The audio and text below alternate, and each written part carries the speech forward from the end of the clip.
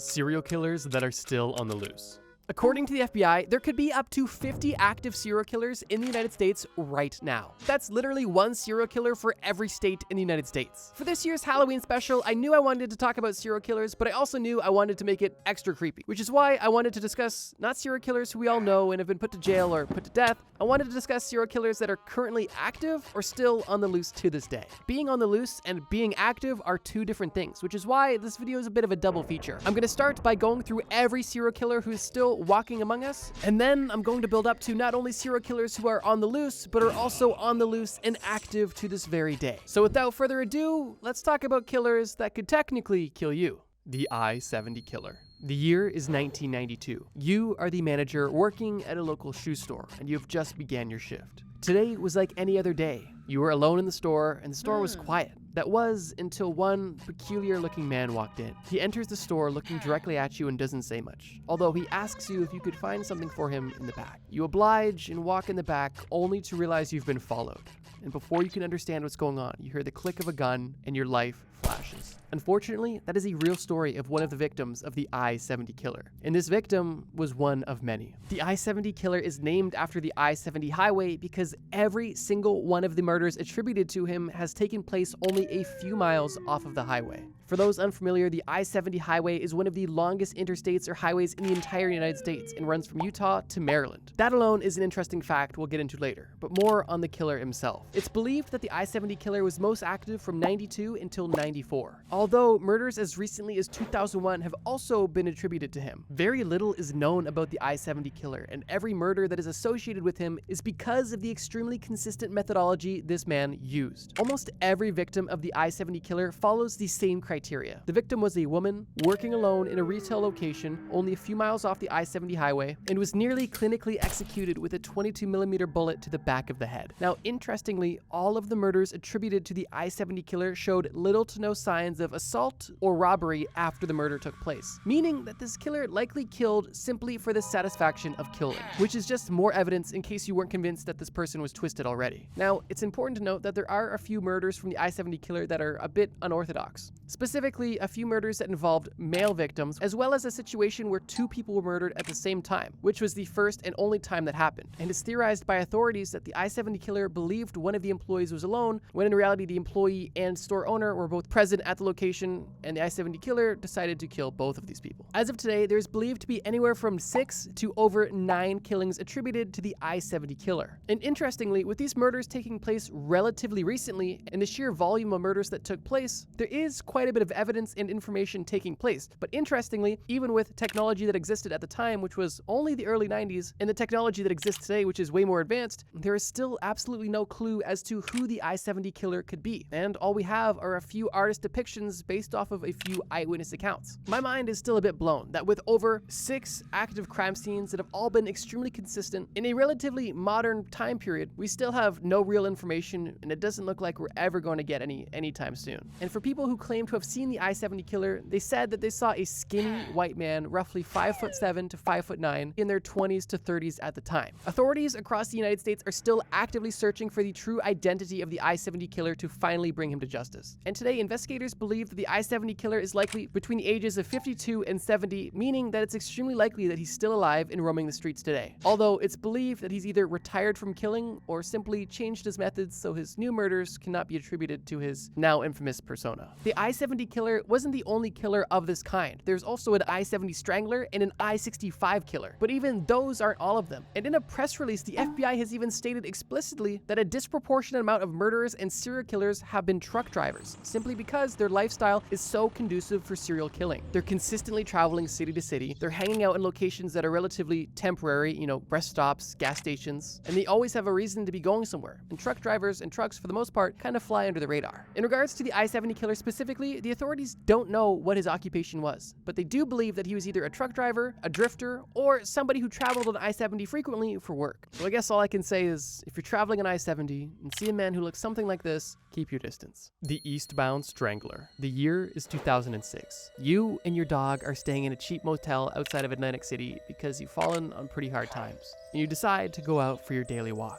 You walk your dog on the usual route around the motel when you notice that your dog is particularly inquisitive about something behind the motel. He keeps trying to draw you down to this drainage ditch, and while you're unwilling to go down there, you figure something suspicious is going on. You get back to your room and inform police, and after they arrive, they knock on your door and tell you that what you called them about was extremely concerning, and what was found in that drainage ditch was extremely disturbing. Inside that drainage ditch laid 4 dead women. All of the women that were found in this ditch were identified as sex workers in the area, and all of these women were laid extremely methodically. These women were all face down in the drainage ditch, roughly 6 feet apart from each other. All of their heads were pointed eastbound, and all of them were fully clothed except for having their socks and shoes removed. And all of them were strangled to death. The way that these women were killed and the way that their bodies were found is of course where the relatively twisted name of Eastbound Strangler came from. Now, basically everything I've just told you is almost everything that's currently known about the Eastbound Strangler. And unfortunately, that kind of just comes with the territory when you're talking about serial killers that are still on the loose. They're on the loose for a reason, and that's because not much is known, or at least not enough to find them, let alone convict them. And unfortunately, this leaves a lot of room to speculation. And I would argue that if this serial killer was at least strong enough to strangle and move the bodies of 4 women into a ditch, then it's likely that they weren't extremely old when these killings took place. And because these killings took place only 19 years ago, I would say it's very likely that whoever killed these 6 women is still alive today and possibly still active, because all of these 4 murders were only linked together because all of the bodies were found in the same place. But if this killer decided to just go in any other place in the country and kill somebody in any other way, well, nobody's going to really suspect the Eastbound Strangler, the Jeff Davis 8.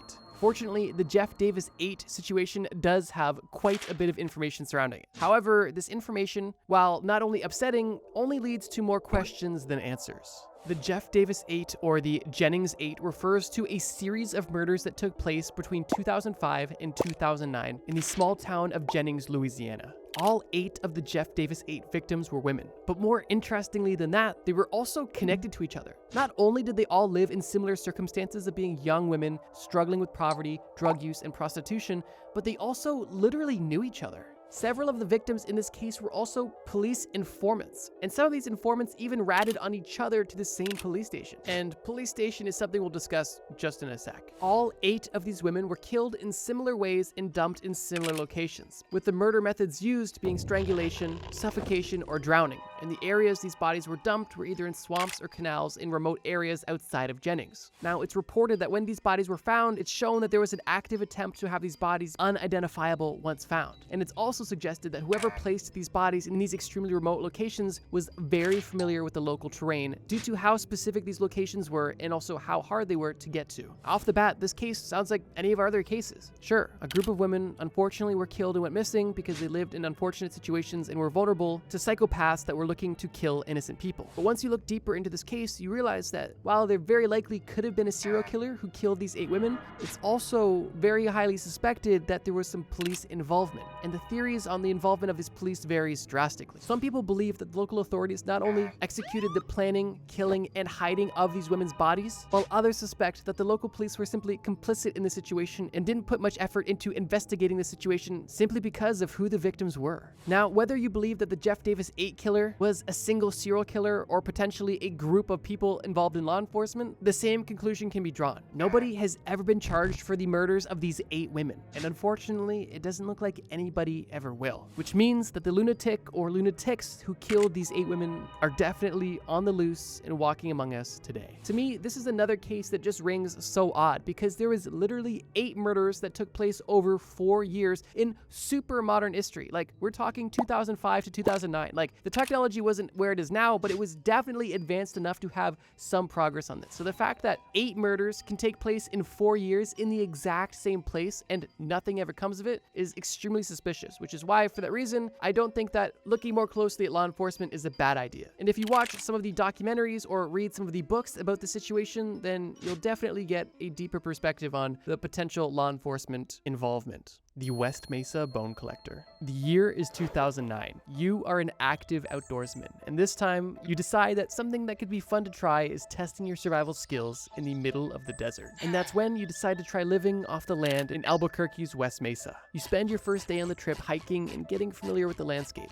until while hiking through a mesa you see something sticking out of the ground. It doesn't look like a flower or cactus, and as you get closer you realize that this is a bone, but it doesn't look like any animal bone you've ever seen. and you realize that what you're looking at is a human bone. Immediately, you call the authorities, and within hours, the police have not only dug up one body, they've actually dug up the remains of 11 women and girls. The West Mesa Bone Collector is, first of all, just an insane name to give a serial killer, and second of all, one of the most infamous unsolved cases in modern history. It's unnerving how recent some of these cases are and how little information is actually available. In the case of the West Mesa Bone Collector, the bodies were discovered in 2009. However, it's believed that the murders took place from 2001 until 2005. Following the unfortunate trend already evident in this video, all of the victims of the West Mesa Bone Collector were women. But not only were they women, some of these women were sex workers, and some of them were just struggling with homelessness and addiction. But definitely most saddening of all is some of these women weren't even women at all. Out of all of these 11 victims, well, technically 12, one was a 15-year-old girl and one was an unborn child. Because all of the bodies were skeletal remains by the time they were finally found, authorities were not able to determine a definitive cause of death, although they did say that trauma on the body was evident. And while the murder methods of the Mesa killer are unfortunately unknown, the one consistent variable in the situation is the method of hiding the bodies. Every single one of these 11 bodies was hidden in the exact same location, with the bodies being wrapped and then placed underground in an active effort to make sure these bodies were never found. And while the bodies were eventually found, the killer never was. At least not yet. And once again, this is another upsetting situation of potential mismanagement from the authorities. Because seriously, how do at least 11 women go missing in 4 years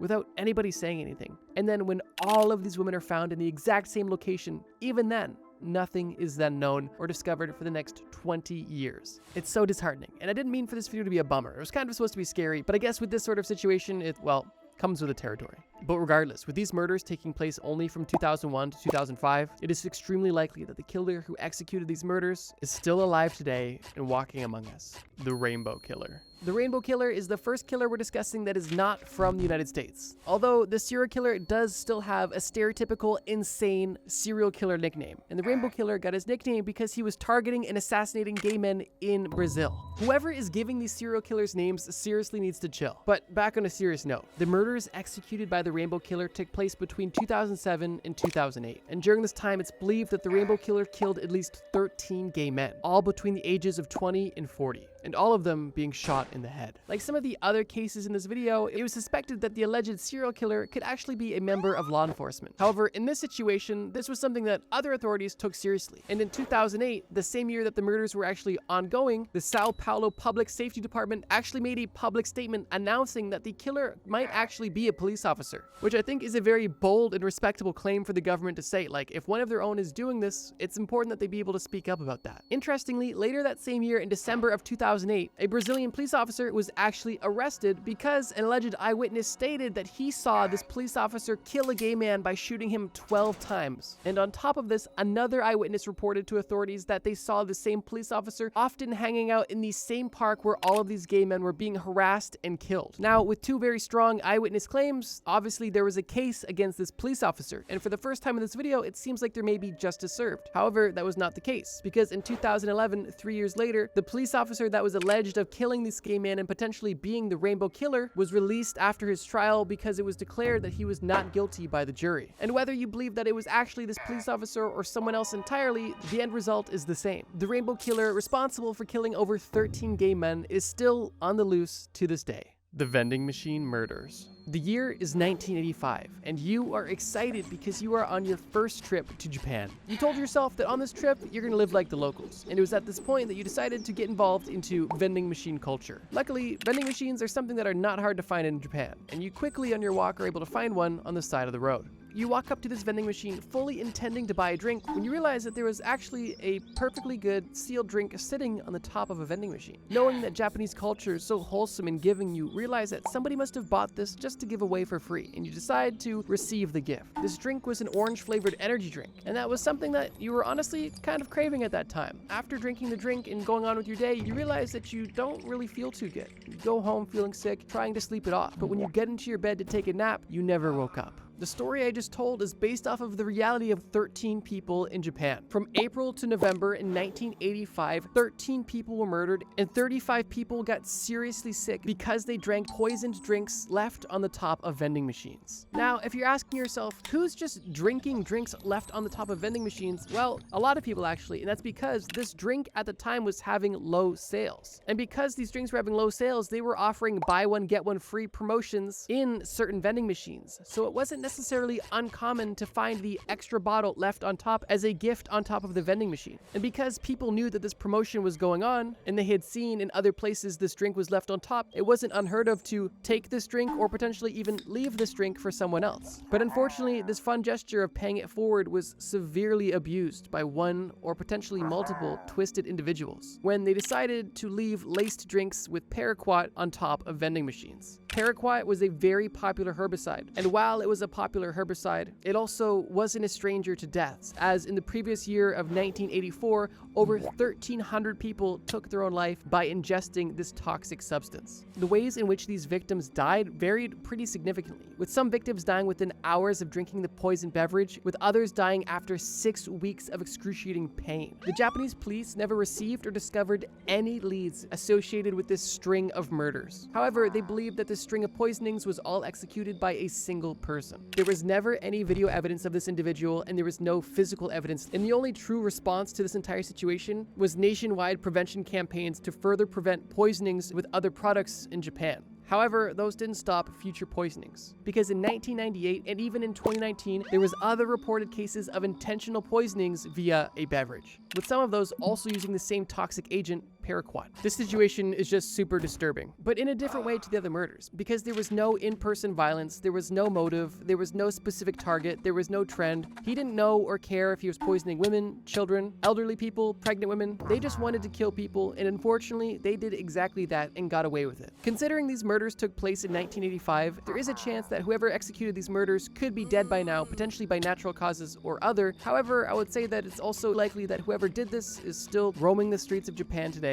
and unfortunately, still a free individual. Just to give you some context about how little information there really is in all of these unsolved cases, the numbers that I gave you about how many people were sick and died only came out in 2012, meaning that from 1985 until 2011, not much was known about how many people died during this stint of poisonings or how many people were injured at all. And it's for this reason that a lot of the serial killers that are still on the loose are from at least over a decade ago, because it takes so much time to gather small scraps of information that are available and connect the dots. But the reality is, with these situations, these people are on the loose because information was not available or was simply not put to good use. The Danilovsky Maniac. Maintaining our now international theme, we next have a serial killer from Russia. The Danilovsky Maniac is a serial killer who committed at least 7 murders between 2004 and 2007 in Shapovitz, Russia. This killer is known as the Danilovsky Maniac because 3 of the murders he committed took place in an abandoned construction site on Danilovsky Street.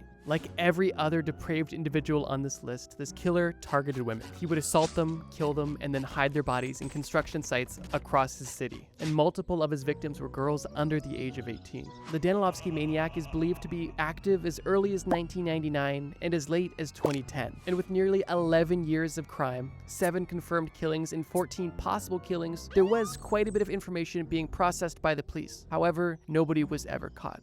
But this wasn't due to a lack of effort. In 2008 alone, over 200 people were interviewed to see if they knew anything or potentially were the murderer, and the police were even offering up to 500,000 rubles for any information. However, this reward has still gone unclaimed. One disturbing trait that was common for the Danilovsky Maniac was that he would leave crude drawings at the scene of each murder to essentially taunt police. These drawings were graphic in nature and extremely upsetting considering the context. As of 2024, authorities have not publicly named any suspects in this case, and all of the cases associated with the serial killer are unfortunately unsolved. The only information that the authorities are able to give publicly is that they believe that the serial killer is likely alive and potentially between the ages of 58 and 73, and and may have bald spots in their hair. And if that description sounds extremely vague to you, well, that's because it is. I feel like at least 40% of Russia's population fits that description, so it's not very helpful. Although, even this minuscule amount of information is better than the no information available in some of the other cases we've discussed on this list. It's no secret that we've discussed some seriously sick and twisted individuals so far on this list. However, we're not done yet, because like I mentioned, we're going to end the video with serial killers that are on the loose and active to this very day, with confirmed kills within the last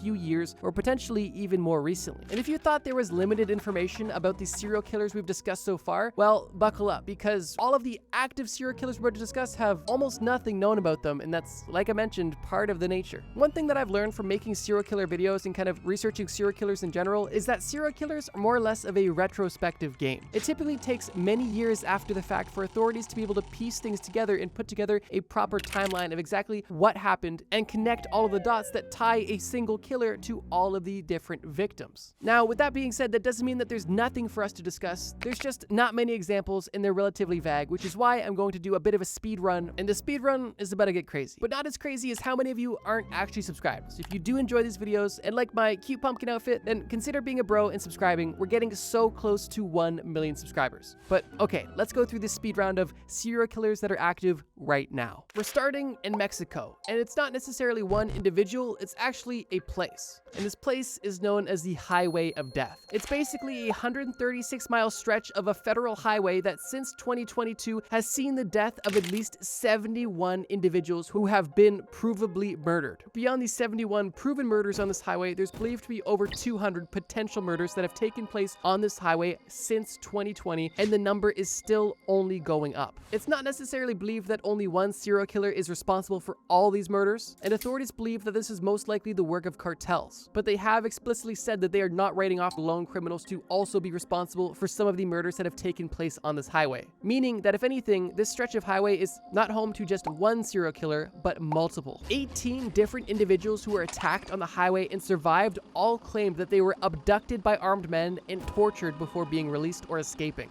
And while no motivation is given beyond that, it further adds to the theory that cartel intervention is happening. Although, if the cartels are doing this, begs the question of what is their motivation? Just because somebody's a member of the cartel, that doesn't mean that they're not a rogue serial killer on their off time. Another ongoing situation that's taking place not in Mexico, but in Canada is known as the Highway of Tears. On the now infamous Highway 16 in Canada, from 1970 up until the modern day, like right now, over 80 women and girls, primarily Indigenous women and girls, have been murdered or have gone missing while walking on the side of this highway. With this string of murders ongoing now for over 50 years, it is believed that murdering innocent people on this highway has become more or less of a multi-generational tradition among seriously twisted individuals. And it's believed that not one, but many individuals have killed innocent women on this highway for a plethora of disturbing reasons. Going right back down to Mexico, we're discussing the toy car murderers. This is once again not necessarily one killer, but a group of killers who live in Sinaloa. These murders took place from 2019 to 2023 and still may be ongoing to this day. They have 5 proven victims and 6 possible victims. And this killer or group of killers are known as the toy car killers because they are specifically targeting car thieves. Yeah, like this is some Dexter stuff. These individuals are identifying car thieves, shooting them in the head, leaving them for dead, and leaving toy cars on their body as a calling card. Authorities believe that this is some form of vigilante justice, and the actions are being taken out by either one person or a group of organized people, all with the same hatred of car thieves. Having a serial killing calling card in 2023 is some seriously diabolical stuff. And don't get me wrong, stealing somebody's car is really messed up. But if you're going to create an organized crime murder vigilante justice group,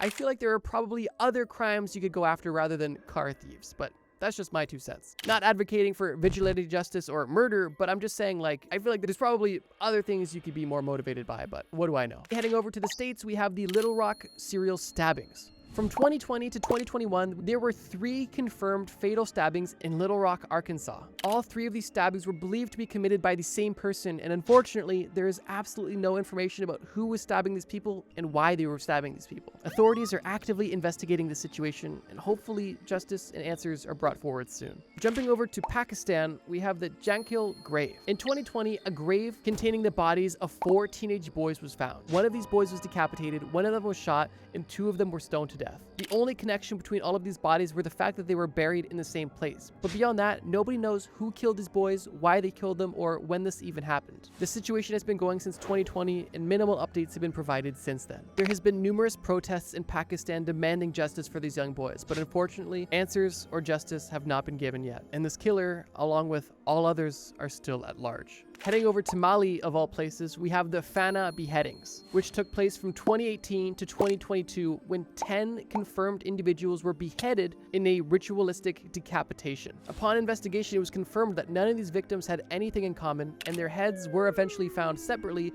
but all of these bodies had their blood drained, which is why it was believed these bodies were used for ritualistic purposes. Since these murders, investigations have been ongoing and updates have been minimal. However, these murders did shock the region of Africa, and the UN has actively inserted themselves in the situation to try to, quote, continue to make sustained efforts to protect civilians. And for the final entry on this entire list, we have a man named Vampire, a Kenyan serial killer who was active from 2022 to 2024, and in that time killed a confirmed 42 women. Vampire is a 33-year-old Kenyan man in Nairobi, and after his 42 woman killing spree from 2022 to 2024, he actually was arrested, but shortly after being arrested, escaped custody and has not been heard from or seen since. It is believed by some in Kenya that the police actively aided in the escape of the serial killer, which is extremely disheartening if true. As we conclude this video, I do just want to make a quick reminder that everything I discussed in this video is real. These are real victims with real families and real friends and real lives destroyed and ruined and taken. I try my absolute best to make these videos informative and respectful. Crazy conspiracy theories that turned out to be true.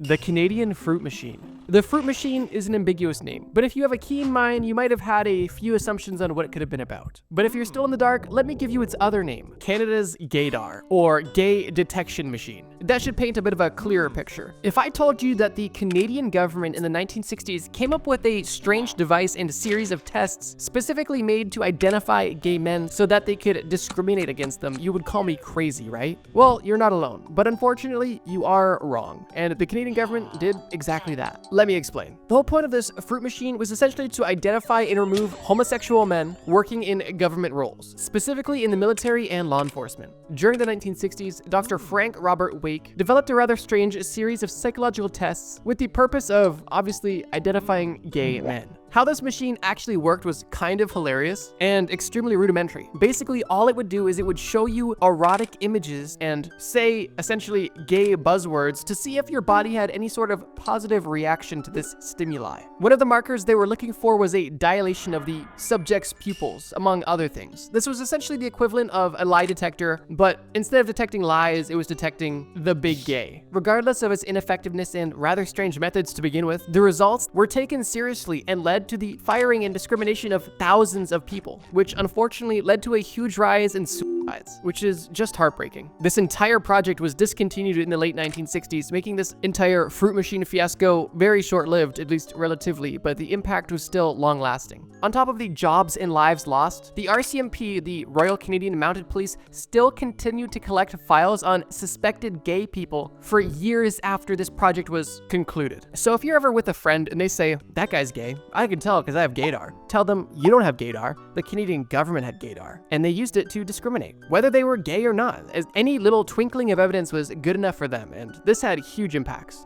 Then just sit there and awkwardly look at each other for a few minutes, and if they ask you how you knew this, you know what to tell them. Trust me, bro.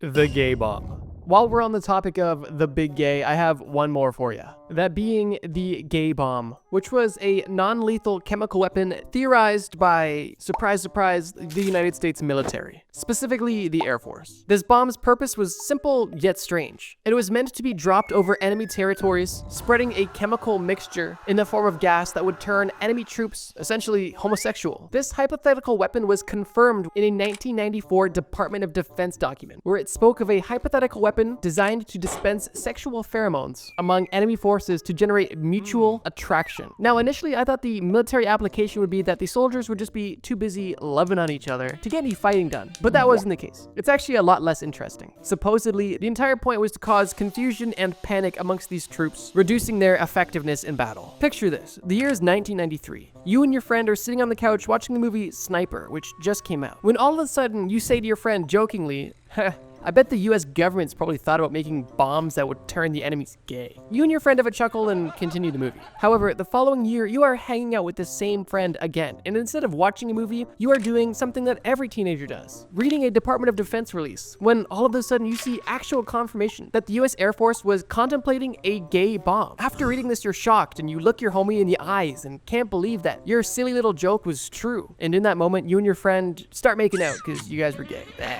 Alright, seriously though, the first two are a bit silly, but these get a lot more serious. Project MK Naomi. As I said Project MK, I'm sure the word Ultra was the first thing that popped into your head. And that's because most people know about that crazy true conspiracy theory. And for that reason, I wanted to add something a bit different. Project MK Naomi was actually the successor of MK Ultra and was a collaboration between the CIA and the US Department of Defense. And it went on for almost 2 decades, from the 1950s to the 1970s. The entire goal of Project MK Naomi was to gain a deeper knowledge on chemical and biological warfare weapons, specifically to determine what substances would kill people and what chemicals would do what to people. Once the CIA and Department of Defense had a list of chemicals and a list of reactions ranging from irritation all the way to death, they then started focusing on unique delivery systems for these chemicals, most notable of which being dart guns, specifically dart guns either filled or having their tip coated with these specific chemicals, with one of the most famous examples being the heart attack gun, which was, like you may have guessed, a gun that shot a dart at a target that would, shortly after injection, cause a heart attack in the victim, making a very intentional death seem accidental. And it's no doubt that these weapons would have been very useful for spies, especially during the Cold War, when tensions and the need for a good spy was at an all-time high. And if you're for some reason unfamiliar with Project MKUltra, it's basically the government using LSD on non-consenting individuals to try to test mind control, as a very basic elevator pitch. But I'm assuming most of you are aware of that one. USA's fake Cuban attack. This video is quickly taking a very dark turn, but that's kind of how these lists go. In 1962, during the Cold War, the US wasn't just tense with Russia, it also had growing tensions with its southern neighbor, Cuba, specifically because Fidel Castro had risen to power in Cuba and was a rather large proponent of communism, or at least kept a very good relationship with Russia. During this time, the US experienced the Cuban Missile Crisis, which simply put was Russia putting their nukes in Cuba because the US had put their nukes in Turkey and Italy. This situation was scary, but it was resolved safely. However, the US did not forget, hence them coming up with Operation Northwoods. The plan suggested that the government would carry out a series of fake terrorist attacks on the American military and civilians, to then blame Cuba for these attacks and then justify going to war. Some of these crazy actions that they planned on doing to their own people was hijacking planes, sinking boats, and even bombing US cities, all done intentionally to point the blame at Cuba. But this wasn't just a get back for the Cuban Missile Crisis. This plan was part of a larger effort to oppose Fidel Castro's communist government, which was aligned directly with the Soviet Union, the USA's enemy at the time. And with the Soviet Union having an ally so close to US soil, the US was feeling the heat. Although, would that have justified any of these actions? I don't believe so. That being said, fortunately, none of these actually happened. Although it's not because the government had a change of heart and realized this was awful. President John F. Kennedy simply rejected the plan because he thought that this would cause a large-scale war against Russia, which he deemed to be too risky. Regardless though, none of these horrible attacks injured any innocent people, which is great. And nobody even knew about it until 1997, when the documents were declassified and made public. So yeah, although the government didn't sacrifice its own people in the name of war, they definitely heavily considered it, which is definitely concerning. North Korea abducting Japanese citizens. During the late 1970s to early 1980s, there were rumors spreading around coastal Japan that North Korean agents were abducting innocent Japanese citizens and taking them back to North Korea for a plethora of reasons. This rumor even gained government attention and was simply brushed off as a conspiracy theory that had absolutely no merit. That was until it was proven to be right. Between 1977 and 1983, North Korean agents were doing exactly what I described, abducting Japanese citizens from coastal cities of Japan and taking them back to North Korea for a multitude of reasons. And these people weren't your typical abduction victim. They weren't prostitutes or homeless or anybody who seemed potentially vulnerable. They were seemingly chosen at random, making this even more scary and bizarre. The Japanese government officially recognizes over 17 victims of North Korea's abduction, although North Korea only claims they abducted 13, which to me is even crazy that they admitted to anything. But some people suggest that over hundreds of people were taken. These victims were ranging anywhere from teenagers to adults, and were kidnapped for, like I mentioned, various reasons, but were most commonly used to teach Japanese or Japanese culture to North Korean spies, so that these North Korean spies could acclimate to the culture and essentially blend right in. Besides teaching at these schools, they would also provide fake IDs for covert operations, as these people weren't going to be in Japan, so spies could take their identity and use them. The only reason that North Korea ever even admitted to any of the abductions was because after investigations by the Japanese authorities, there was simply no doubt at all that these abductions were happening and that these people were in North Korea. It was only until there was absolutely no one else to blame and nowhere else to go for North Korea that they finally admitted. Unfortunately, there really is no happy ending to this story, and the chances are that these abductions have gone on much longer and there has been many more victims than we could have ever imagined in this situation. And with the way that things are currently with North Korea, it's very likely that they will never be held accountable for literally abducting, torturing, and killing innocent Japanese citizens.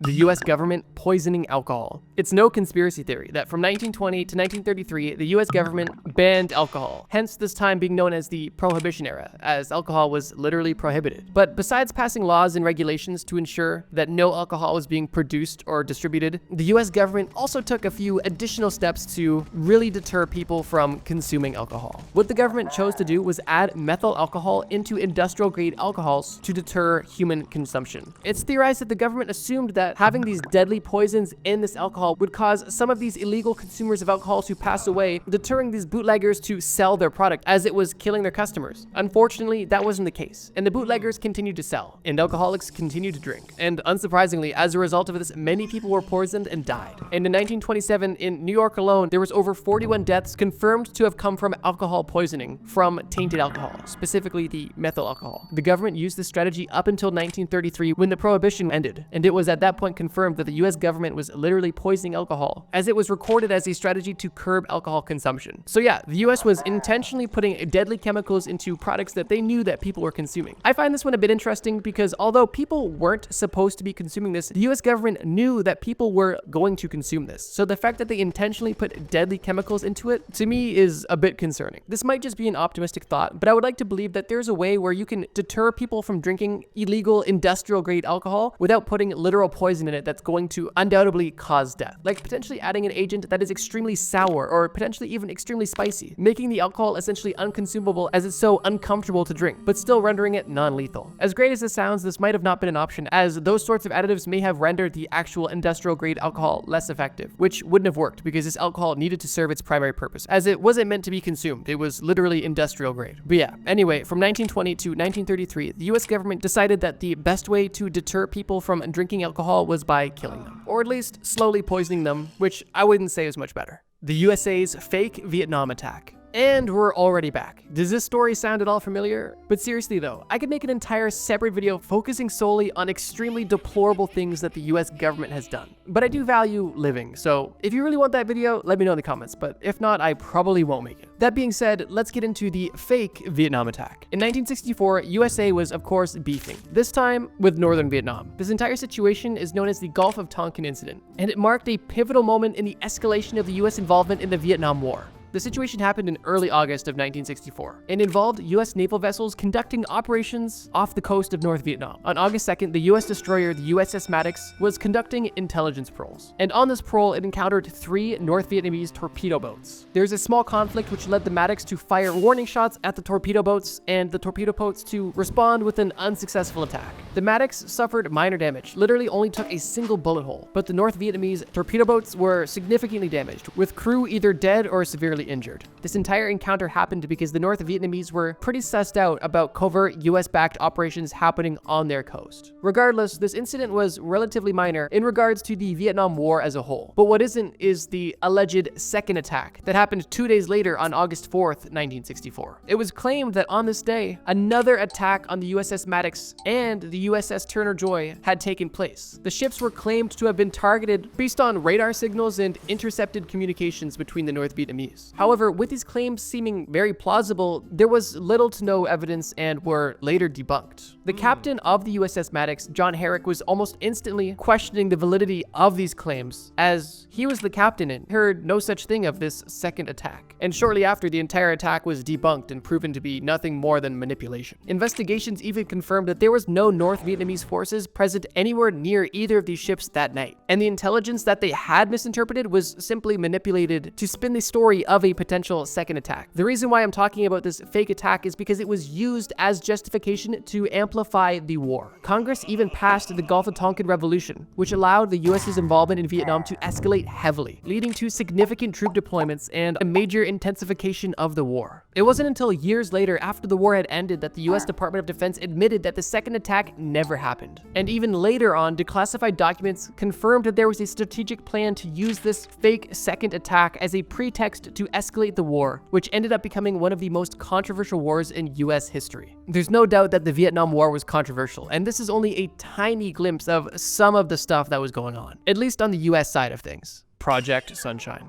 Fair warning, there is a reason why this entry is at the end of the list, and that's because it is by far the most morbid subject in this entire video. Project Sunshine is also known as the Dead Baby Project, and that alone should give you a small glimpse into the insanity that is this conspiracy theory proven true. Project Sunshine was a secret research project that was launched in 1953 to study the effects of radioactive fallout on human health and the environment. Already off to a bad start. The focus of this radioactive testing was specifically on strontium-90, which is regarded as the deadliest byproduct of nuclear detonation. The United States Atomic Energy Commission aimed to measure the amount of strontium-90 in human tissue, as it was typical for it to accumulate in human bones, specifically in children's bones whose skeletal systems were still developing and most vulnerable. Now here's the thing, as much as they potentially would have wanted to subject real children to strontium-90 to study the side effects, they were not able to do so, as it would be a huge moral dilemma and definitely wouldn't fly well with the general public. So what they did do was gather over 1,500 human samples, primarily consisting of babies and young children, without the consent or knowledge of the families that they were taken from. These 1,500 adolescent cadavers were not originally from the United States, and were actually from countries like Australia and the UK, and were acquired by some pretty disgusting means, specifically preventing parents from examining their deceased child before they were sent away for nuclear testing.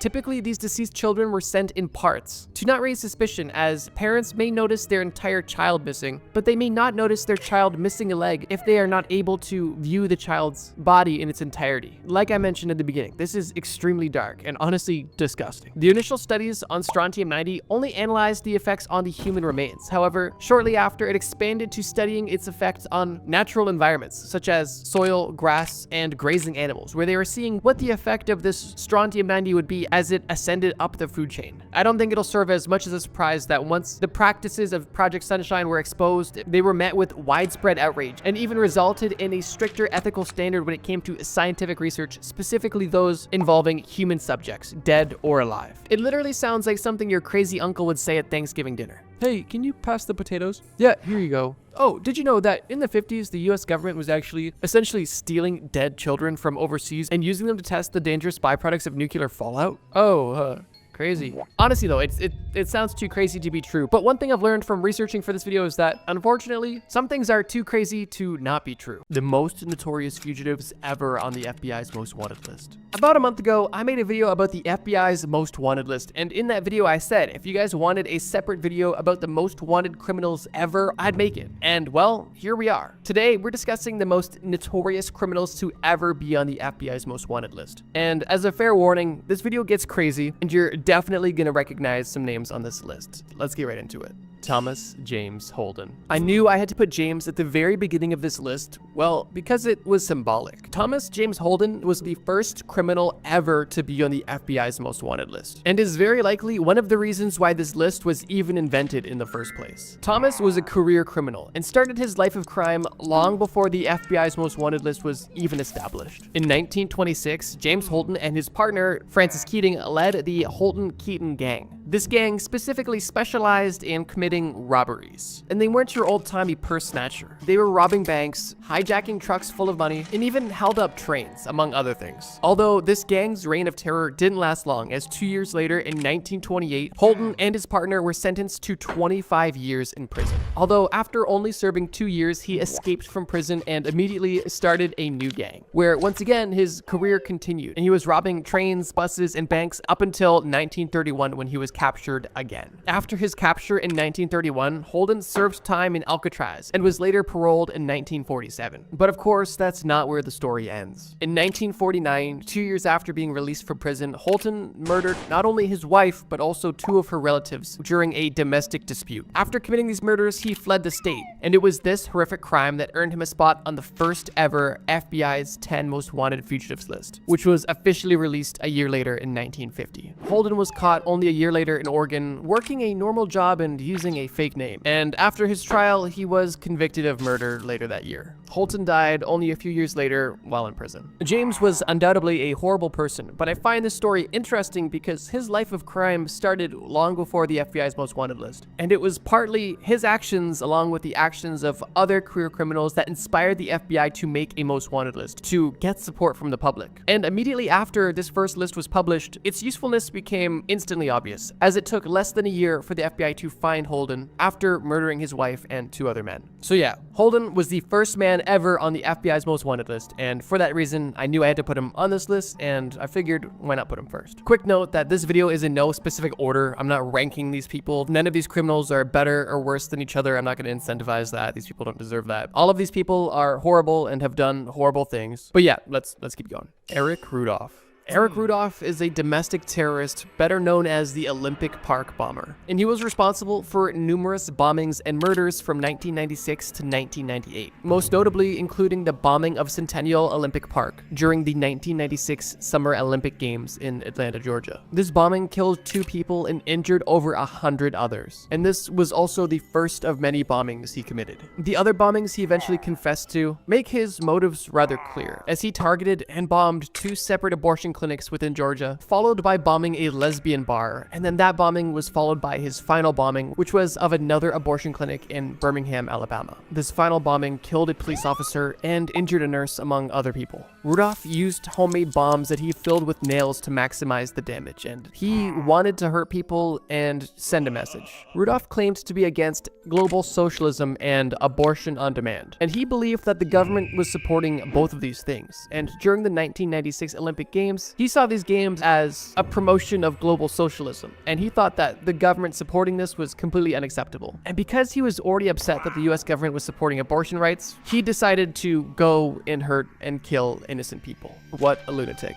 In 2005, Rudolph pled guilty to multiple homicide charges and actually received 4 consecutive life sentences as a part of a plea bargain. Yeah, that was his plea deal, 4 consecutive life sentences. However, this plea bargain did allow him to avoid the death sentence, which, I mean, I'll let you form your opinion on how you feel about that. Regardless, he is currently incarcerated at the ADX Florence Supermax prison in Colorado, and is also one of the most notorious criminals ever on the FBI's most wanted list. Ted Bundy. Bundy is a name that I would bet money you've heard before, and I've even talked about him numerous times on this channel, so I'm gonna keep this segment a bit brief. But I did want to toss out Ted Bundy early in this list because I figured some of you guys would be looking for names you'd recognize, so here's one. And don't worry, there's more later in the list you'll definitely recognize. Back to Ted. Ted is undoubtedly one of the most notorious serial killers of all time, and also one of the most notorious people to ever be on the FBI's most wanted list. Bundy is responsible for the abduction, assault, and murder of at least 30 young women and girls during the 1970s, and his crimes happened all across the United States of America. Bundy's typical methods of luring his victim would be by pretending to be injured or disabled, or by pretending to be an authority figure, such as a police officer. And typically what he would do once he has people's attention and trust is he would lure these young women to his car under the guise of requiring some help putting something in the trunk, typically. At that point, he would bludgeon these women unconscious and then put them in his vehicle, and then what he did from that point is just diabolical. And it's very likely you already know what he was up to. Not only would he sexually assault and kill these women, but he would also sexually assault their dead bodies and even mutilate them, keeping parts of these bodies as trophies. And that's really only the tip of the iceberg when it comes to his depravity. Bundy was actually caught and escaped from prison twice, and on his 3rd time in prison, he was eventually given the death penalty, where he was executed in 1989, ending his reign of terror. And if you're curious about exactly how Ted Bundy got caught, check out this video on screen after this video. I'll link it in the description for you. It's a video where I describe how the most infamous serial killers got caught. So yeah, Ted Bundy is not only one of the most notorious people ever on the FBI's most wanted list, he's also one of the most notorious serial killers and criminals of all time. And if you are familiar with his story, it's rather unfortunate how he was able to get away with his horrific acts for so long. But that's a story for a different video, and I have videos on my channel where I go into detail about that. Check out the serial killer series on this channel if you're interested. Let's keep moving. Victor Manuel Herrera. Victor is a notorious entry on the FBI's most wanted list for a few reasons. Firstly, because he was on the list for the longest time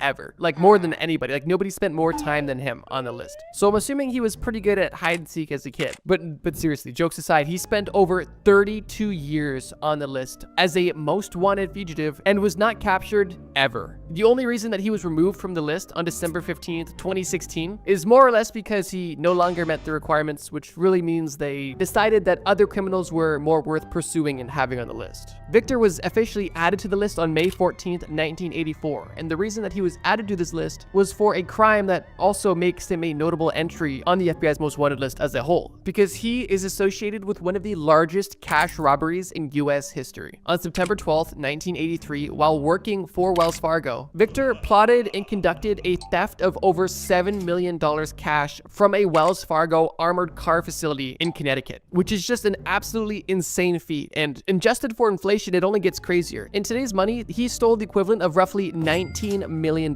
cash. After this robbery, it is believed that he was smuggled to Mexico, and it is believed that he is now somewhere in Cuba. So yeah, Victor is on this list for a few reasons. The insane heist he pulled off, the fact that he was able to not only escape the police, but also the country, and the fact that he was able to not be caught for over 32 years while being a most wanted criminal is absolutely insane. It's a bit of a nice palate cleanse to be able to discuss a bank robbery instead of some of the other things we've discussed and will continue to discuss, because unsurprisingly, the most wanted of the most wanted are a depraved bunch. And with that, let's get to our next entry. Ramzi Youssef.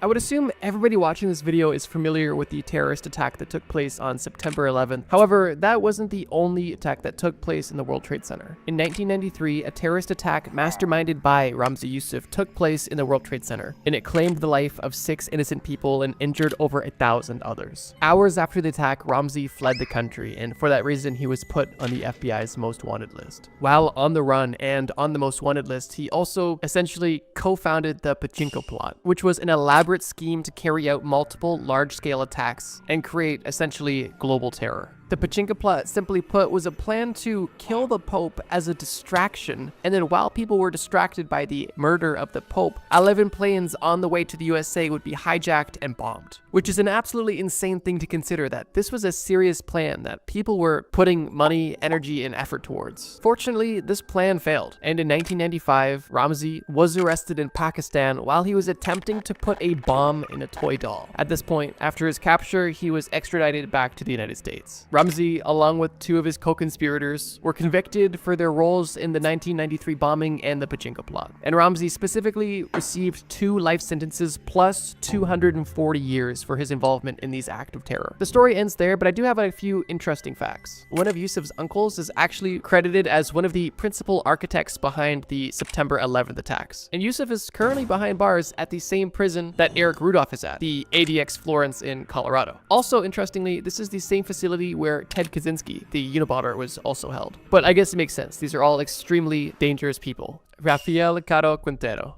During the time that Rafael was on the FBI's most wanted list, he was actually the record holder for the highest reward offered by the FBI for information. That reward being $20 million, which now is a bit more common and that record has been broken, but at the time, the FBI was not messing around and they wanted this guy. For good reason too, as Rafael is one of the most notorious Mexican drug lords of all time and is the co-founder of the Guadalajara cartel, one of the earliest and most powerful drug trafficking organizations in Mexico. Rafael was a kingpin in the drug trade during its boom in the 1980s, known mostly for his brutal tactics and massive influence and power. Rafael is most infamous for his involvement in the 1985 kidnapping and murder of a DEA agent. And this specific murder severely strained the relationship between the US and Mexico. Fortunately, Rafael was caught and was sentenced to 40 years in prison, but unfortunately, he was actually released early in 2013 due to a legal technicality. That being that a lawyer argued that his trial should have been at the state level and not the federal level. And I suppose that was enough to have him released from jail, which is insane. When news broke that this drug lord who killed an American official was released from jail, all hell broke loose. And only days after his release, the Mexican and American governments put him back on the most wanted list. However, it did take them 9 years to catch him again. And from 2013 to 2022, he was a free man until he was once again captured by Mexican authorities in 2022 and was extradited back to the United States to stand trial, specifically for drug trafficking charges. Raphael's full story and list of crimes goes far beyond the scope of this video, but trust me when I say, not only did his story at the time make headlines, but he is also definitely one of the most dangerous and notorious entries ever on the FBI's most wanted list. Semyon Mogilevich. Mogilevich is another criminal we've actually talked about on the channel before. And if you've seen that video, then you would know that Mogilevich is known as the boss of bosses, or the most powerful and dangerous gangster in the world. A pretty crazy title, but his crime resume definitely backs it up. Keep in mind, that's not a name he gave himself. That name was given to him by the FBI. Semyon is alleged to have built a vast criminal empire with involvement in every illicit activity you can think of, including extortion, money laundering, drug trafficking, human trafficking, weapons trafficking, murder for hire, fraud, and much more. One of his most notable accusations is his multi-million-dollar stock scheme he actually performed in Canada, where him and a group of associates were able to scam over $150 million out of investors by essentially having a fake company listed on the TSX, the Toronto Stock Exchange. Mogilevich is considered to be the most dangerous and most powerful criminal because his power comes from the sheer power of his network. Not only is he himself an educated and well-connected and rich person,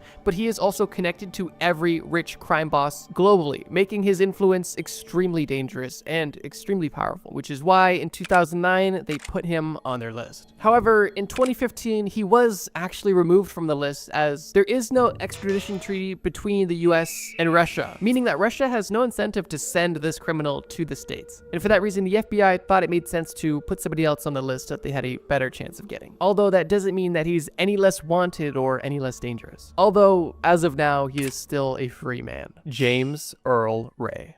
The infamy and story of this individual is likely the most interesting and twisted by far. James Earl Ray was a small-time criminal who was arrested and eventually escaped from jail. And a year after escaping from jail, he allegedly assassinated Martin Luther King Jr. on April 4th, 1968 in Memphis, Tennessee. Following this assassination, Ray fled the United States, got a Canadian passport, and then traveled to London where he was recognized and caught. And the following year, he pled guilty to the crime and was sentenced to 99 years. Now that is a very simple story, but that's where the lines begin to get blurred. Because although assassinating one of the most famous civil rights leaders of all time is definitely going to earn you a spot on this list, that's not quite what everybody believes. In 1977, Ray actually escaped from prison again, and this second escape from prison would put him back on the FBI's most wanted list. I kind of forgot to mention, but the first time he was put on the FBI's most wanted list was after his alleged assassination of Martin Luther King Jr. Regardless, after escaping from jail for a second time, he was caught after a 54-hour manhunt. Now, interestingly, after being re-caught and re-put in prison, Ray began to renounce his guilt, essentially saying the confession gave before wasn't true and I actually didn't do it. Now, this raised a lot of questions because at the time, and even to this day, people theorized that the death of Martin Luther King Jr. wasn't by some small-time criminal, but potentially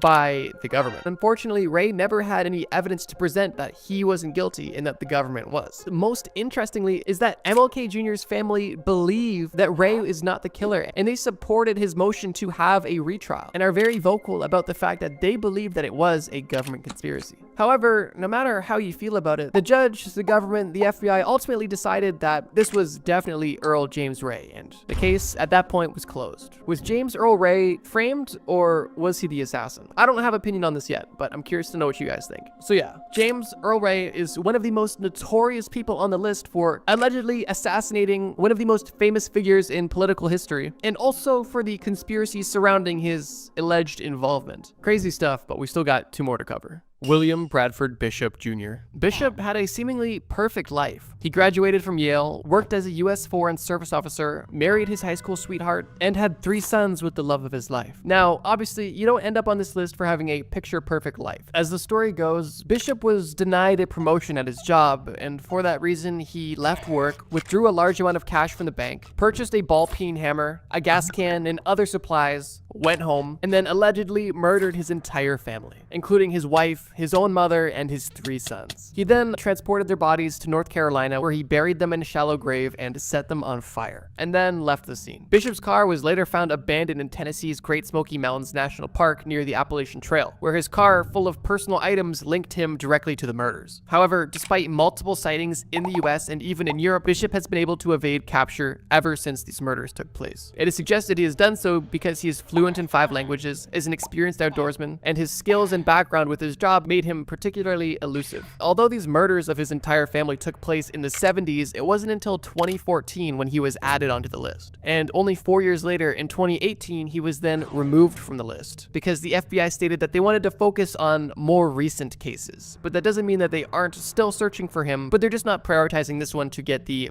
most wanted list exposure. To this day, Bishop could still be alive, and at this point would be 89 years old. And it is rather unfortunate how he was never able to be brought to justice, and I find it a bit odd that he was added to the most wanted list so far after he committed such heinous activities and essentially got away with it. But regardless of timeliness, he was an entry on the FBI's most wanted list, and a very notorious one at that. Now, let's get into the final entry on this list: Osama bin Laden. While this video isn't in any particular ranking, I figured it made sense to put Osama last, as he is likely by far the most recognizable person on this entire list. Osama definitely didn't need the help of the FBI's most wanted list to gain notoriety, although it did help bring awareness about this terrifying individual. Osama bin Laden is the founder of Al-Qaeda, a militant organization responsible for numerous terrorist attacks, most famously including the September 11th attacks that killed nearly 3,000 people. And while that attack is how most people are aware of Osama bin Laden, his criminal history, and even his time spent on the FBI's most wanted list far predate the September 11th attacks. Osama was actually on the FBI's most wanted list as early as 1993, mostly because of his involvement in Al-Qaeda and the numerous terror attacks that they were committing, one of which being the Mogadishu bombing, in which Somali rebels trained by bin Laden and his partners killed 18 American servicemen. That same year, Osama was also tied to the first attack on the World Trade Center, the one that we discussed previously that was primarily masterminded by Yusuf. His ties to that attack and the Mogadishu bombing were more than enough to land him a spot on the most wanted list. But that's obviously not where the story ends. 2 years later, in 1995, he attempted to have the Egyptian president murdered, and in 1996, he bombed a US Air Force complex in Saudi Arabia. And then in 1998, over 200 people died as a result of bombings in the US embassies in both Kenya and Tanzania, both of which Al-Qaeda took credit for, which means that they were directly linked to bin Laden himself.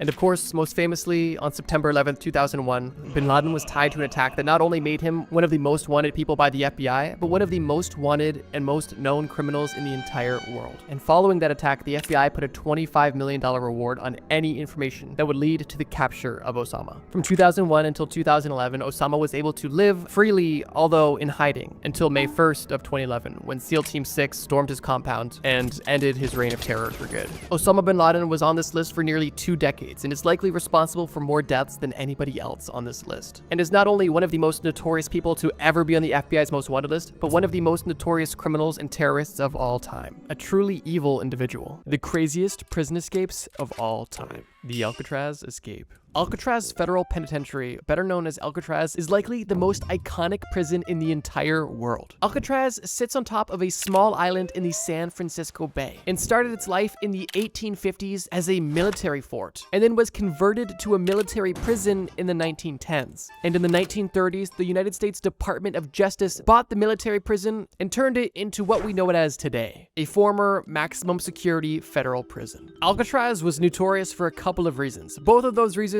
being extremely tied together. For starters, it was notorious because it was literally seen as an escape-proof prison. And that was because it combined the highest level technology possible within the walls of this prison, and it also coupled that with timeless prehistoric technology outside of the prison walls. What I mean by that is the literal mile of rough, shark-infested water surrounding the prison, making it extremely unique and almost one of a kind. Because sure, being inside a maximum security prison with all of the bells and whistles is one thing, but having all of those in combination with being on a remote island surrounded by rough, shark-infested water is just a whole nother level. And that is partially what made Alcatraz so famous. But obviously, they don't build these prisons for great people. These federal maximum security prisons exist for a reason, which brings us to the second reason why this prison was so notorious. It was home to some of the most infamous criminals of its time. For example, Al Capone, George Machine Gun Kelly, Alvin Karpis, and a bunch of others. So yeah, it's safe to assume that Alcatraz was likely the one prison that nobody could escape from.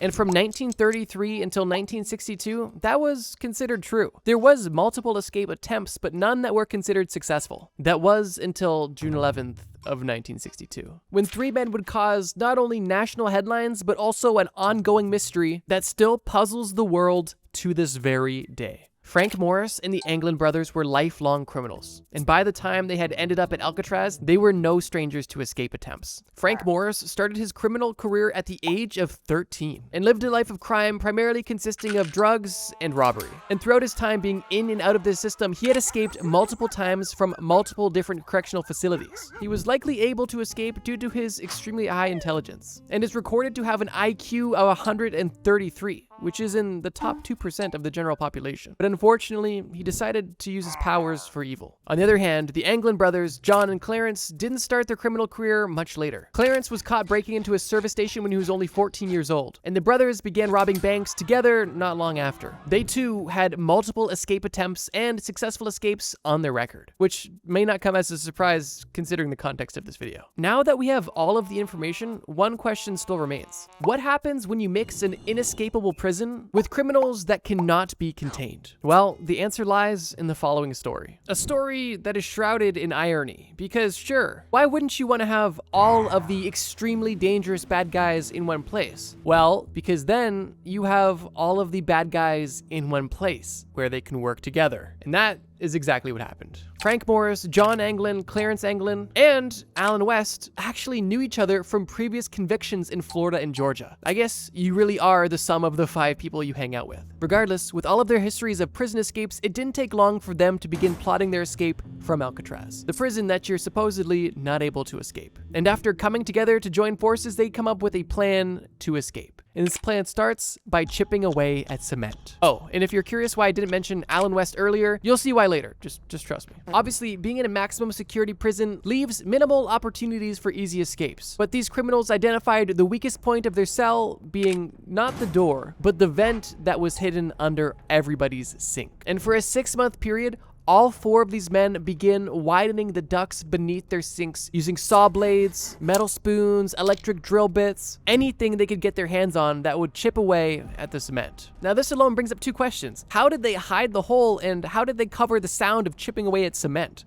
Well, 2 simple answers. In regards to how they would hide chipping away at the hole, first of all, these men would take turn being on guard, watching for the guards that would typically only do their hourly patrol, but sometimes would do spontaneous patrols as well, where they would need to obviously make sure that the guards did not see them digging these holes. And once their daily digging session was complete, how they concealed them from the guards throughout the rest of the day when they weren't digging them was actually quite clever. All of these men made papier-mâché replicas of the vent and surrounding wall area, painted in the same color as the wall, from paint that one of these men stole from their prison job. How they covered the noise of digging was because one of the men actually played the accordion, and during music hour was the perfect opportunity to quickly and loudly bang away at the cement. Now, after roughly 6 months of digging, all of these men had access to what was behind their wall. And obviously this hole just didn't go outside. It led to a gap between the walls, consisting primarily of pipes. This unguarded utility area between cells was the perfect place to assess the situation. And once these men had access to this corridor, they climbed the pipes and found the closest exit they could find, which happened to be a vacant top-level cell block where they set up a secret workshop. The men weren't going to be escaping at this point in time, but they were getting extremely close to their great escape. In this vacant cell block, the men identified their escape route, which was a ceiling vent that they would need to pry open, but for them, that was no big task. And they spent the next few months bringing supplies up to their secret workshop, specifically raincoats, glues, magazines, pieces of plywood, anything that would be helpful and useful for their escape. Over time, the men were beginning to stitch together raincoats to build a makeshift raft and putting together pieces of plywood to make makeshift paddles. And also reading magazines about water safety and mechanics to help educate themselves on the best way to essentially act on the water and make something to potentially float across the water. It was really quite ingenious. And once they had their raft, paddle, and escape vent pried open, they were ready to make their escape. Around 10 p.m. on June 11th, Frank Morris and the Anglin brothers got out of their bed, put replica papier-mâché heads into their bed to make it appear that they were still in bed, and met up together in their secret workshop, where they grabbed their raft, broke the ceiling vent, and began their escape. These men climbed out of the vent on the ceiling onto the roof of Alcatraz, and then descended 50 feet off of the prison roof onto the prison grounds, hauling all of their gear while sliding down a kitchen vent pipe. The men somehow avoided the sniper towers and outdoor guards and climbed the 12-foot barbed wire fences and planted their boat in water on the shore that was a blind spot to searchlights and gun towers. And at that point, they had inflated their raft with an accordion and set sail. And the three of these men were never seen again. Now you might be asking yourself, wait, the three of these men? What happened to the fourth man? Well, Alan West wasn't as lucky as the other criminals. And on the night of the escape, when West tried to remove the papier-mâché concrete concoction that was covering the hole in the wall, he couldn't. The concrete that he had used to temporarily hold the vent in place during the day had hardened. And by the time he finally got the vent off and was able to make it to the secret workshop, the rest of the men were gone. And West simply accepted his fate and went back to his cell where he went to bed. That story alone is insane, and it's still not over yet. The three men had essentially made the perfect escape, and nobody knew of their escape until the next morning, when guards were doing their rounds and noticed that these three men were not waking up. And when one of the guards tried to poke Frank Morris in the head with his club, Morris's head literally fell to the ground. And it was at that moment when the prison guards had discovered that they had three men on the loose. The following day, on June 12th, almost instantly, military and law enforcement agencies began investigations on the air, land, and sea surrounding the prison. And while some bits and pieces of items used by the escapees were found spread across the general area, there is no recorded evidence of what happened to the three men after they left the Alcatraz grounds. During the investigation that took place on the 12th, Alan West was caught with his papier-mâché replica head. And at this point, the guards knew what the head was going to be used for. And Alan was about to be in a lot of trouble. And because of that, Alan was willing to give up all of the information he had to ensure that he didn't get in too much trouble for having this papier-mâché head. And fortunately, he did, because Alan is the biggest reason why we have all of the information we have about this entire escape. Without Alan essentially ratting on his friends, a lot of this prison escape would have been left to speculation. Now, if you want to get into a bit of conspiracy, since their escape, there has been alleged sightings of these escaped men, some in the United States, some in Brazil, and a letter has even surfaced supposedly being written from one of these escapees to a loved one, claiming that all of the men made it out alive, although none of these were ever confirmed. And it's very likely that all of the men that escaped Alcatraz that day either died during their escape or are dead now due to natural causes, or simply due to the consequences of living a life of crime. So yeah, when you mix a prison that is impossible to escape with prisoners that are impossible to keep confined, you get an ongoing mystery that lasts over 60 years. But as crazy as this story may be, we still have two more to cover. The Catch Me If You Can escapes.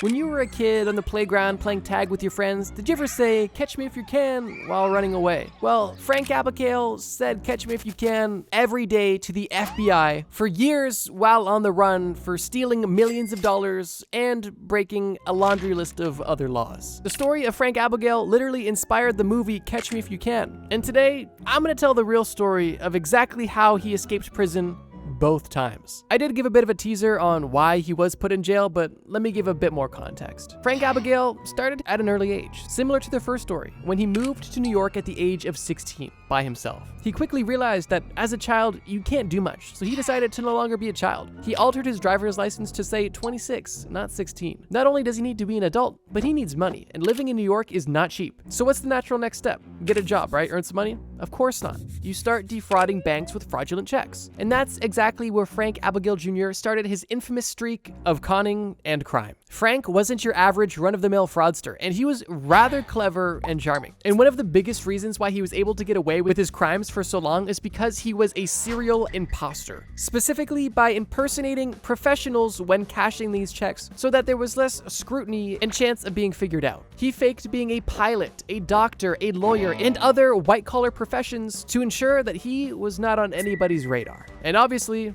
it worked. After collecting millions of dollars from these fraudulent checks and living a luxurious lifestyle and traveling the world on money that wasn't his, Frank was ultimately caught. Frank was initially caught in France, where he spent time in both French prisons and Swedish prisons. And after serving time in both countries and being banned from Sweden, Frank was deported back to the United States of America. And when Frank's plane landed in New York City, while it was still on the tarmac, Frank was able to escape the plane through the kitchen galley. And not only did he escape the plane through the galley, but he also escaped from the airport on foot. Keep in mind, airports are pretty secure places. And I guess this was, a different time, if you know what I mean.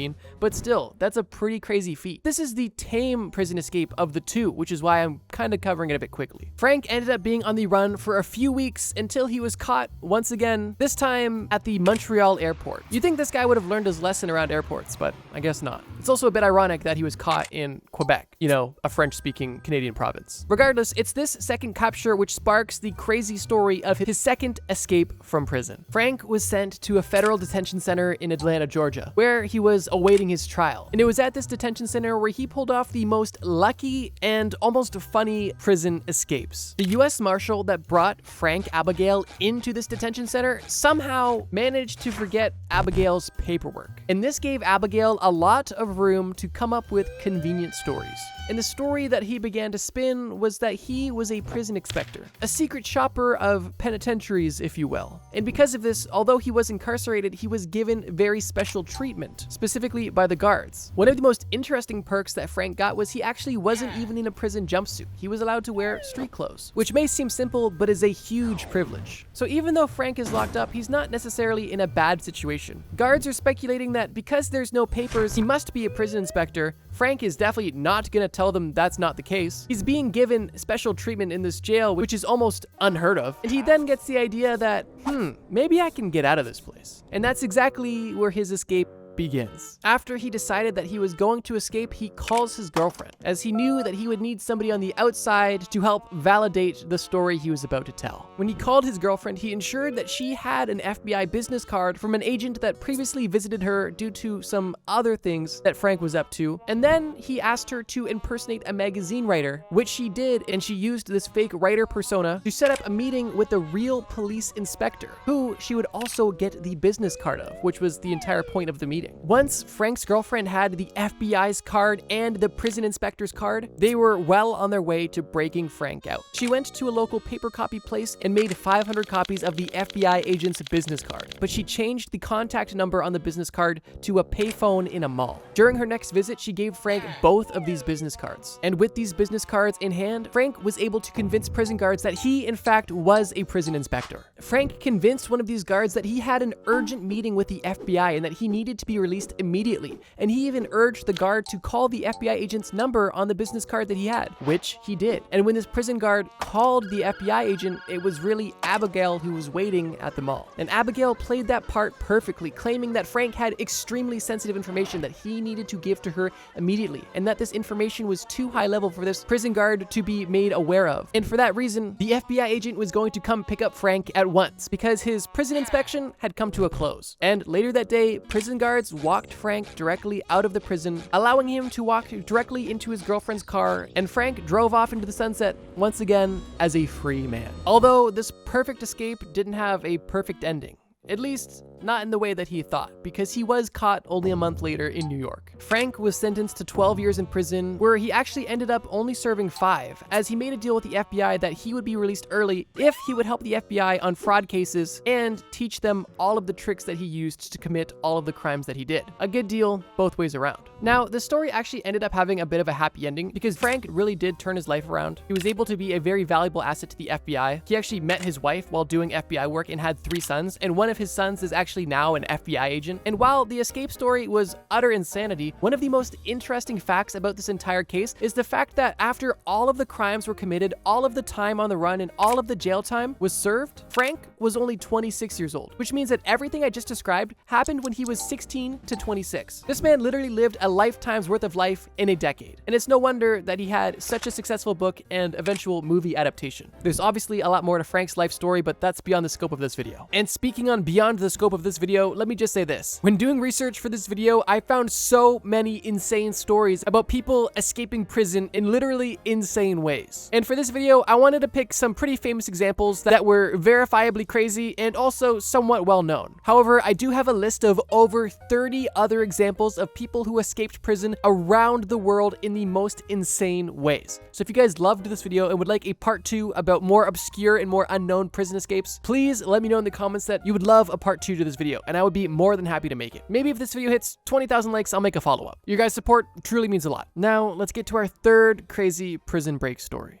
The Japanese prison break. Yoshie Shiratori is likely one of the most famous escape artists from all of Japan, and he didn't have a career in magic. He unfortunately had a life of crime. Yoshie lost his father at the age of 2, and his own mother abandoned him shortly after. And as an adolescent, he worked at a tofu shop, and then later became a fisherman, catching crabs in Russia. However, after succumbing to a crippling gambling addiction, he turned to a life of crime. Throughout his crime career, Yoshie famously escaped from 4 different prisons, and I'm about to tell you about every single one of them. Yoshie was initially put behind bars in 1936 for a felony murder charge, a murder charge that is speculated to have been a false, forced confession from abusive prison guards. Regardless, Yoshie was in prison, and during this time in the early 1900s, Japanese prison was extremely harsh, and it was for that reason that people were almost left no other option than try to escape because the living conditions were simply so horrible. And Yoshie was no different. Not long after being locked up, Yoshie began studying the routines of the guards to have an understanding of their patterns so he could potentially plan an escape. And one day, while cleaning himself in the bathhouse, he found the perfect tool to escape. He took one of the metal bands off of a wash bucket in the bathhouse and brought it back to his cell, where he was able to fashion this thin, flimsy piece of metal into a makeshift lockpick. And he used this lockpick to escape. He first waited for the guards to pass by his cell, and then he put pieces of wood underneath a blanket on his bed to make it appear that he was in his cell. And then he began picking the lock directly on the front door of his cell, one of the most brazen escapes we've talked about so far in this video. After successfully picking the lock on his own cell, he was free from his cell, but still behind many other locked doors. And surprisingly, he was able to successfully lockpick through numerous other doors and successfully escape the prison and achieve freedom once again. But this is only his first escape of many, as 3 days after his initial escape, he was already back in police custody because he was found stealing supplies from a local hospital. Because of this escape and attempted theft, he was given another life sentence and transferred to a different prison. Originally, Yoshie was actually placed back in the original prison he escaped from, but during World War II in 1942, Yoshie was actually transferred to another prison, known as Akita Prison, where he found himself in harsher conditions. And the guards at this prison were very privy to his escape attempts, and they wanted to make sure that they made an example out of Yoshie. One of the additional punishments that Yoshie received at this new prison was extended solitary confinement. And these solitary confinement rooms were literally designed for escape artists. They had smooth copper walls, the ceiling was extremely high, and the only way in and out was the front door, besides a skylight that was at the very top of the very high ceiling, which obviously nobody could reach. Right? Well, almost anybody couldn't reach. Because on June 15th, in solitary confinement, Yoshie decided to escape once again. When I say Yoshie was a master escape artist, I mean it. And he was able to escape this unescapable room. And how he did it was he first got out of his handcuffs. Oh yeah, he was literally kept in handcuffs 24/7 in this new prison just because they wanted to make extra sure he would not escape. But obviously that didn't stop him. He escaped these handcuffs by finding a piece of wire once again in the solitary confinement. Where it came from, we don't know. But regardless, he used it to unpick his handcuffs. At this point, his hands were free, and he began to use his bare palms and feet to scale the sides of this extremely tall small prison cell. Not only was Yoshie a master lockpicker, but he was also a very talented climber, and this came in handy here. And after a few attempts, he was able to make it to this skylight, which was sealed by metal bars and impossible to escape through, besides the fact that it had a wooden frame securing those metal bars. And that wooden frame was rotting due to its exposure to the elements. Now, Yoshie wasn't able to just break this wood frame in one go, but similar to the first story where the men broke through the concrete over time, Yoshie over time was able to pick away at the wooden window frame until he was able to escape through the roof of this unescapable room. Once Yoshie was certain that the wooden frame was brittle enough, he waited until a particularly stormy night to bust through the roof, as he assumed on a stormy night the guards would be less likely to suspect tapping on the ceiling to be footsteps and more likely to simply write them off as rain, which is exactly what he did, and it worked flawlessly. And once again, Yoshie was a free man. Now this time you must be asking yourself, okay, obviously he didn't steal again, right? He escaped prison twice, almost an impossible feat.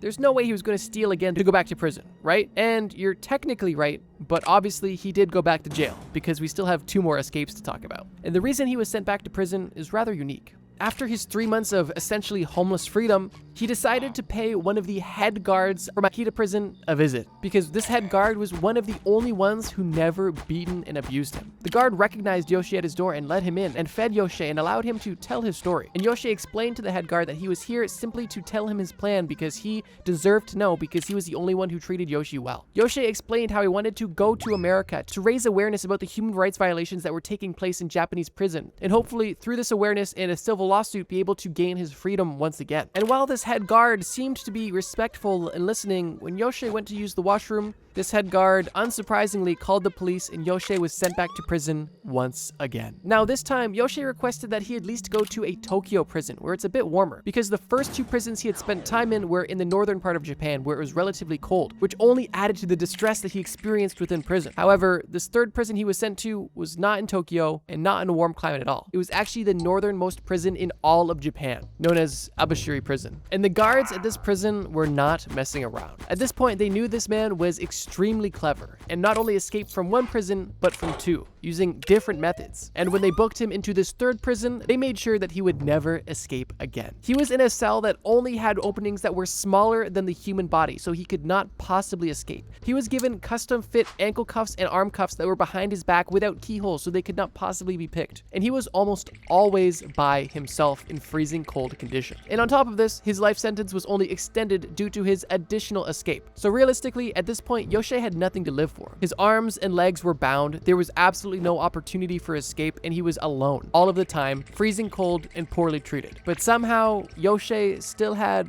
one more trick up his sleeve. While confined in this hellhole, Yoshie's body was basically useless, but his mind was definitely not. And what he did to escape Abashiri prison was absolutely insane. He realized that the cell that he was being held in was made primarily of iron, and the food that he was given every single day was a very salty miso soup. And while he needed to eat as much of his food as possible to live, he always left a little bit of miso soup behind, which he would splash directly on the bolts of the observation window on the door and on the hinges of his handcuffs and ankle cuffs. And slowly, over time, the salt and oxygen exposure on this metal would slowly cause it to rust and weaken. And after 6 months of slowly deteriorating the metal that confined him, he was able to make a move. Once again, at night, he started by fully removing his leg cuffs and then his arm cuffs, and then began the true challenge. He began unbolting the observation window on the front door of his cell, but there was still one problem. Even with the observation window bars removed, the hole was still too small for the human body. Well, at least the average human body. Yoshie was, of course, a talented contortionist. Maybe because he was ultra flexible, or maybe just because he was ultra determined, he was able to dislocate his shoulders to shove his torso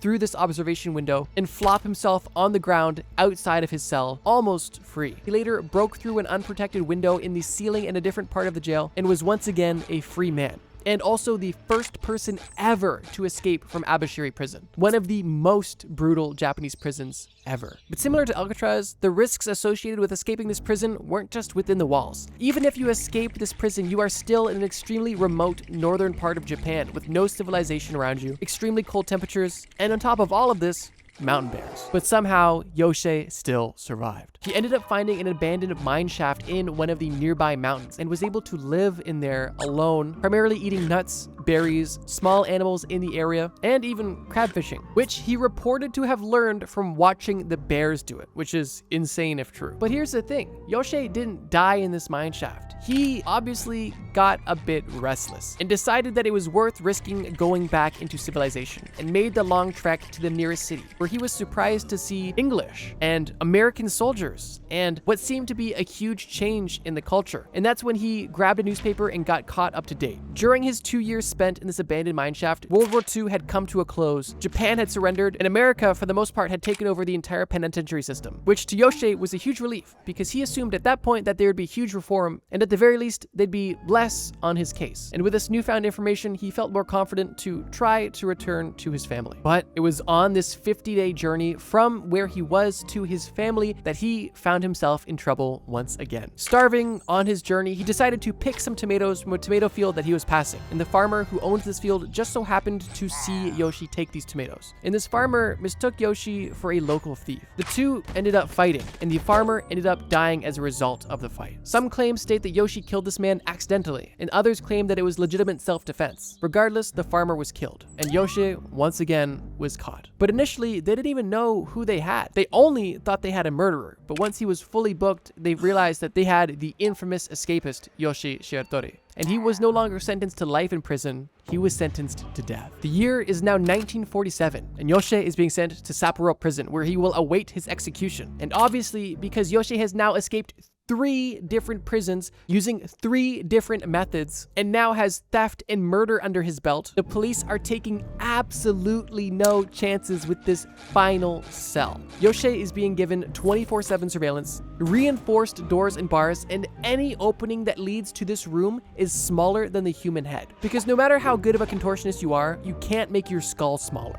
So in this situation, there is absolutely no way that Yoshie escapes, right? This is obviously where the story ends. He was obviously later executed by the Japanese government, and that's history, right? Of course not. This is Yoshie we're talking about. And interestingly, this is one of the most simple escapes he performed. Because since day 1 in this jail cell, Yoshie started playing mind games, specifically by always looking up. Yoshie, up until this point, had always escaped through the roof, and his guards knew that. And every day when the guards would check on him, Yoshie would make sure that he was looking up. And as a result, the guards were always looking up, making sure that when they would check on Yoshie, they would always check the ceiling. But this escape had nothing to do with the ceiling, and Yoshie was going in the opposite direction. Yoshi's cell was fortified on the walls, ceiling, openings, but one place that wasn't fortified was the floor. And over the course of a month, Yoshie would remove a floorboard and begin digging into the floor below his bed, in secrecy until he had a usable tunnel. And once again, one morning, the guards were unable to get a response out of Yoshie. And when they entered his cell, they realized that what was in his bed wasn't Yoshie, but once again, a pile of wood. Almost a calling card at this point. And for a year, Yoshie was on the run. And as you may or may not know, he did go back to jail one last time.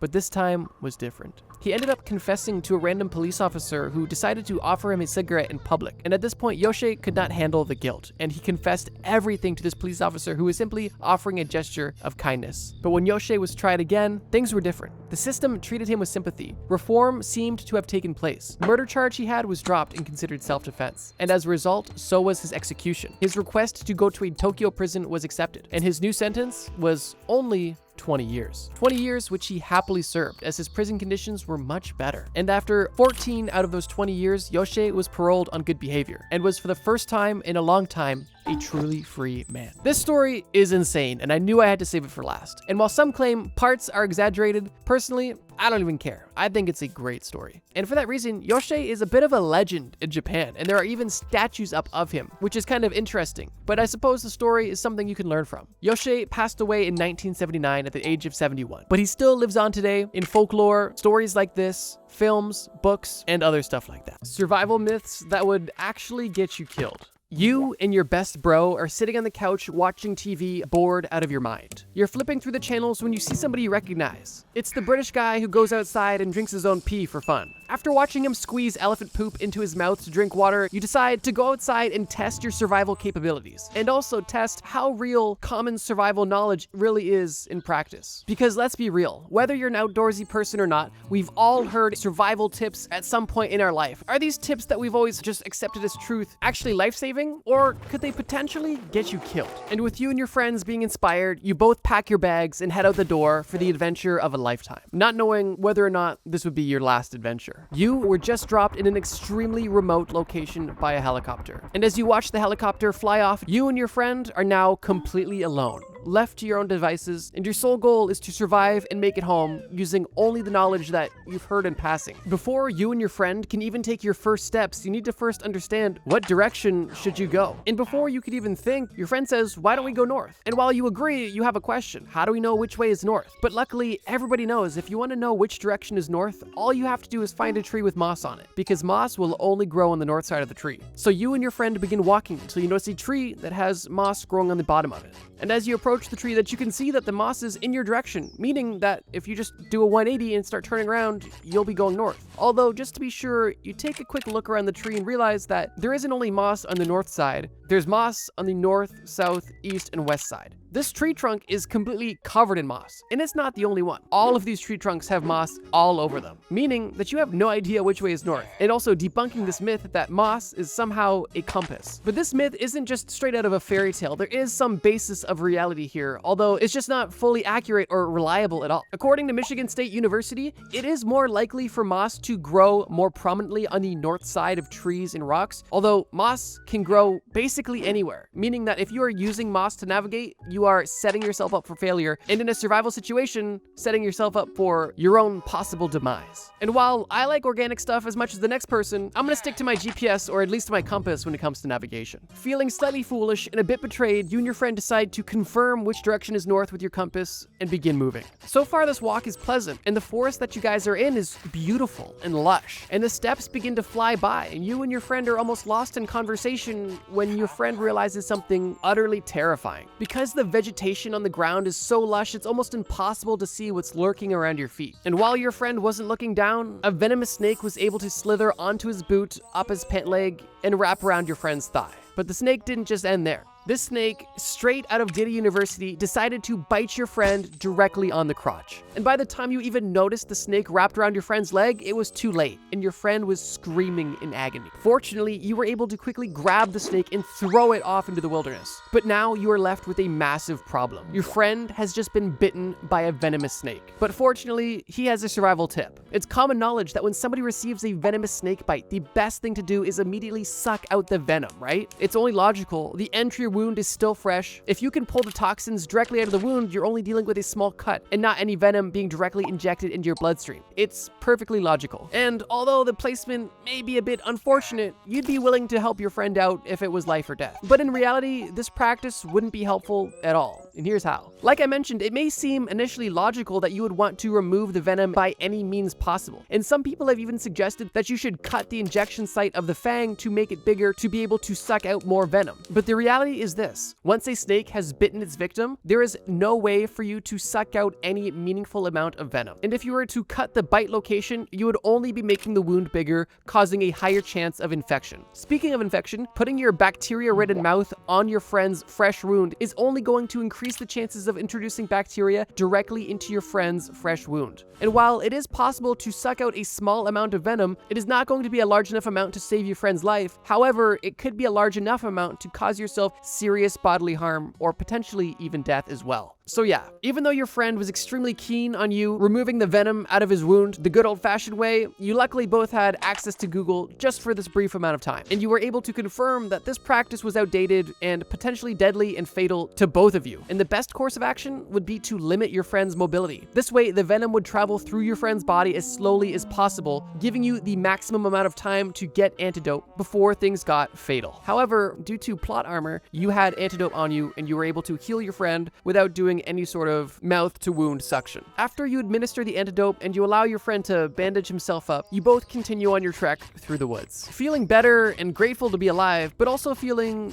more betrayed, because so far, everything you thought you knew was wrong. But before you and your friend could continue to complain about how crazy that entire ordeal was, you run into a much bigger problem. A 750-pound problem that's looking you right in the face. This problem is an adult, aggressive black bear. Your first instinct is to run the opposite way, but before you can even turn, your friend whips his arm around and clenches your arm tightly, holding you in your place. You look your friend in the eye and he tells you, "Are you crazy, man? We can't run away. We have to act like we're already dead." And with your friend's iron grip being on your arm, you have no other option but to lay down beside him. And now the both of you are laying on the ground with a 750-pound black bear slowly approaching your position. You and your friend at this point may be feeling like you just saved your lives. You outsmarted the black bear, and in a few minutes you'll be back well on your way. But in reality, you just made the black bear's life a lot easier and served him up 2 meals on a silver platter. I think most of us at some point have heard, if you see a bear, just play dead. But I think at this point, hopefully most people know that there is definitely some nuance to that. Specifically, that advice does not apply to all bears. Black bears, for example, do not take well to people playing dead. And this is exactly why the bear is currently shaking your friend in his mouth like a dog that just got a new chew toy. Black bears are notoriously aggressive, and if you encounter one, your best course of action is 1, slowly retreat if it doesn't notice you, but if it is fixated on you, your best next steps are to get as big and aggressive as possible. Obviously, you can't fight this bear, but you want to make this bear believe that it's not even worth fighting you. You want to extend your arms and legs outward, look big as possible, yell, sound aggressive, do anything to intimidate this bear, and if you're convincing enough, you may even scare the bear in this process. Grizzly bears, on the other hand, are a bit different. Experts say that grizzly bears respond better if you actually do lay down on the ground, although it's best if you protect your neck just in case and remain still until the bear checks you out and hopefully leaves you alone. And if you happen to end up in a situation where you're face to face with a polar bear, your best bet is to pray. Because polar bears are like black bears, but worse.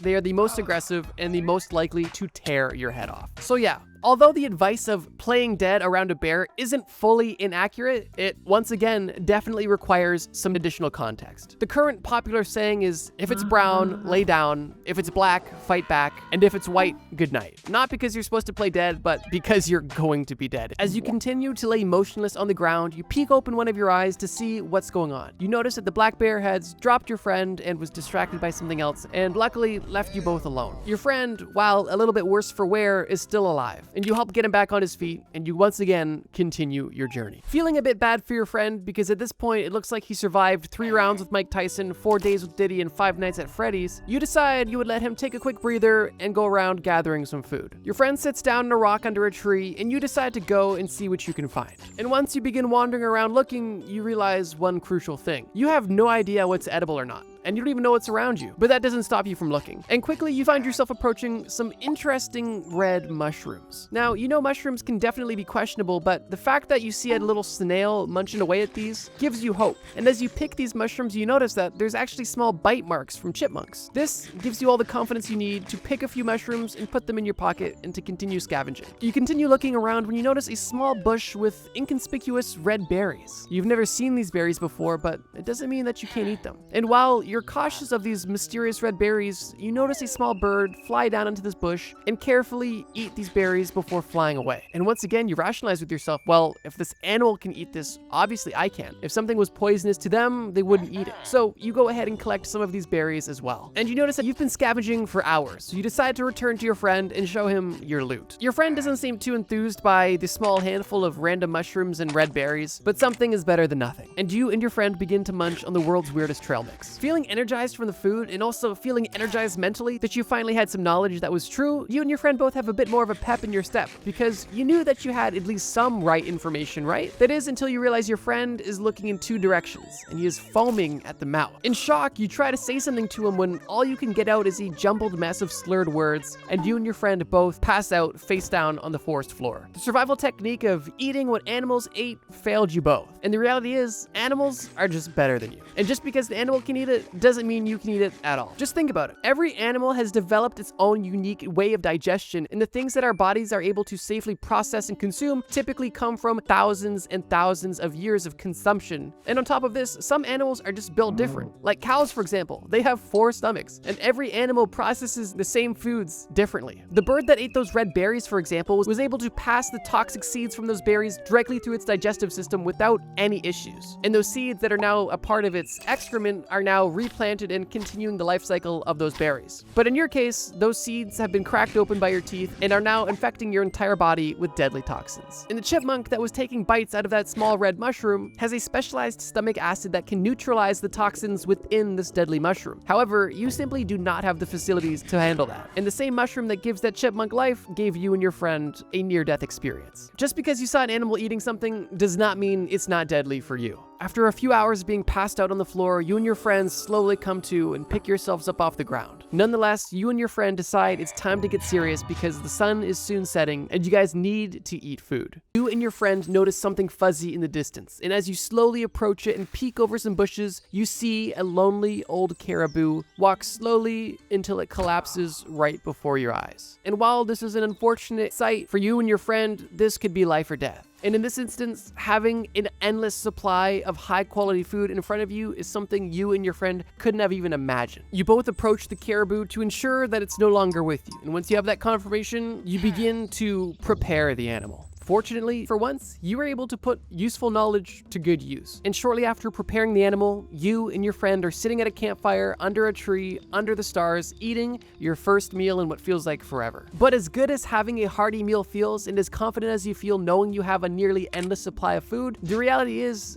that you're not set for food at all. And while you might not realize it now, in the near future, eating this food alone could easily kill you. And the reason is simple but interesting. And it all comes down to biology. Your body simply can't digest protein without fat. And if your diet only consists of protein with no other macronutrient, your body could literally starve or develop protein poisoning. The term for this situation is called rabbit starvation, or the French-Canadian term caribou sickness. But they both refer to the protein poisoning I just mentioned. But the reality is if you are only eating direct, big game, lean protein, you are setting yourself up for failure. And it's because of this very real caribou sickness that beavers were extremely valuable to North American indigenous people, because beavers had such high amounts of fat, which is why beaver hunting and trapping was so important, not just for pelts, but also for fat, so that this fat could be consumed, allowing your body to properly digest the protein from the big game you also caught. Black bears are also a great source of animal fats, although it's much easier to trap a beaver than a black bear, for reasons we discussed earlier. But yeah, if you tried to live solely off of a big game carcass, you would soon find yourself suffering from a strange form of starvation, simply because your body needs protein, but it also needs other macronutrients to properly absorb and process this protein. Luckily for you and your friend, you're both blissfully ignorant to this fact, and you wouldn't be eating off this carcass for long enough to experience these symptoms. And after both of you have successfully filled your bellies, you decide that it's time to get some rest. You suggest to your friend that maybe you guys should build a quick shelter, just something to keep you guys safe. But your friend tells you that that's a waste of time and energy, and that you guys need to conserve your calories as much as possible right now. And you both simply lay down on the ground and close your eyes to sleep. But that sleep isn't peaceful at all. And only a few hours into your sleep, you wake up freezing cold, colder than the air temperature outside, and you're kind of at a loss. And the reason is rather simple. Laying directly on cold ground is a great way to rapidly reduce your body heat, literally because the ground is stealing heat from your body and lowering your core body temperature, causing you to burn more calories to try to heat yourself back up, while also absorbing all of the extra heat that your body is generating. So in a cold environment like the one that you're in at night, you could not only lose body heat, but also experience hypothermia just by laying on the bare ground, which is why you'll see outdoorsy people swear by a ground mat. Consider it insulation to keep your body heat within you and not being stolen by the ground beneath you. And now that you understand that collecting debris to lay on is a worthy investment of calories, you quickly put together a bundle of grass and leaves to make something soft, but also to make something to insulate your body heat. And you make a makeshift mattress that's large enough for both you and your friend. And you roll your friend onto it, you lay beside him, conserving body heat, and you close your eyes and experience your first bit of rest. The following morning, you decide it's time to start your day and continue your adventure. You begin to inform your friend about last night's discovery and how sleeping on the ground is not okay. But before you can even finish making your point, your friend stops you and points ahead. Because what stands in your way is something you haven't noticed until now. A massive,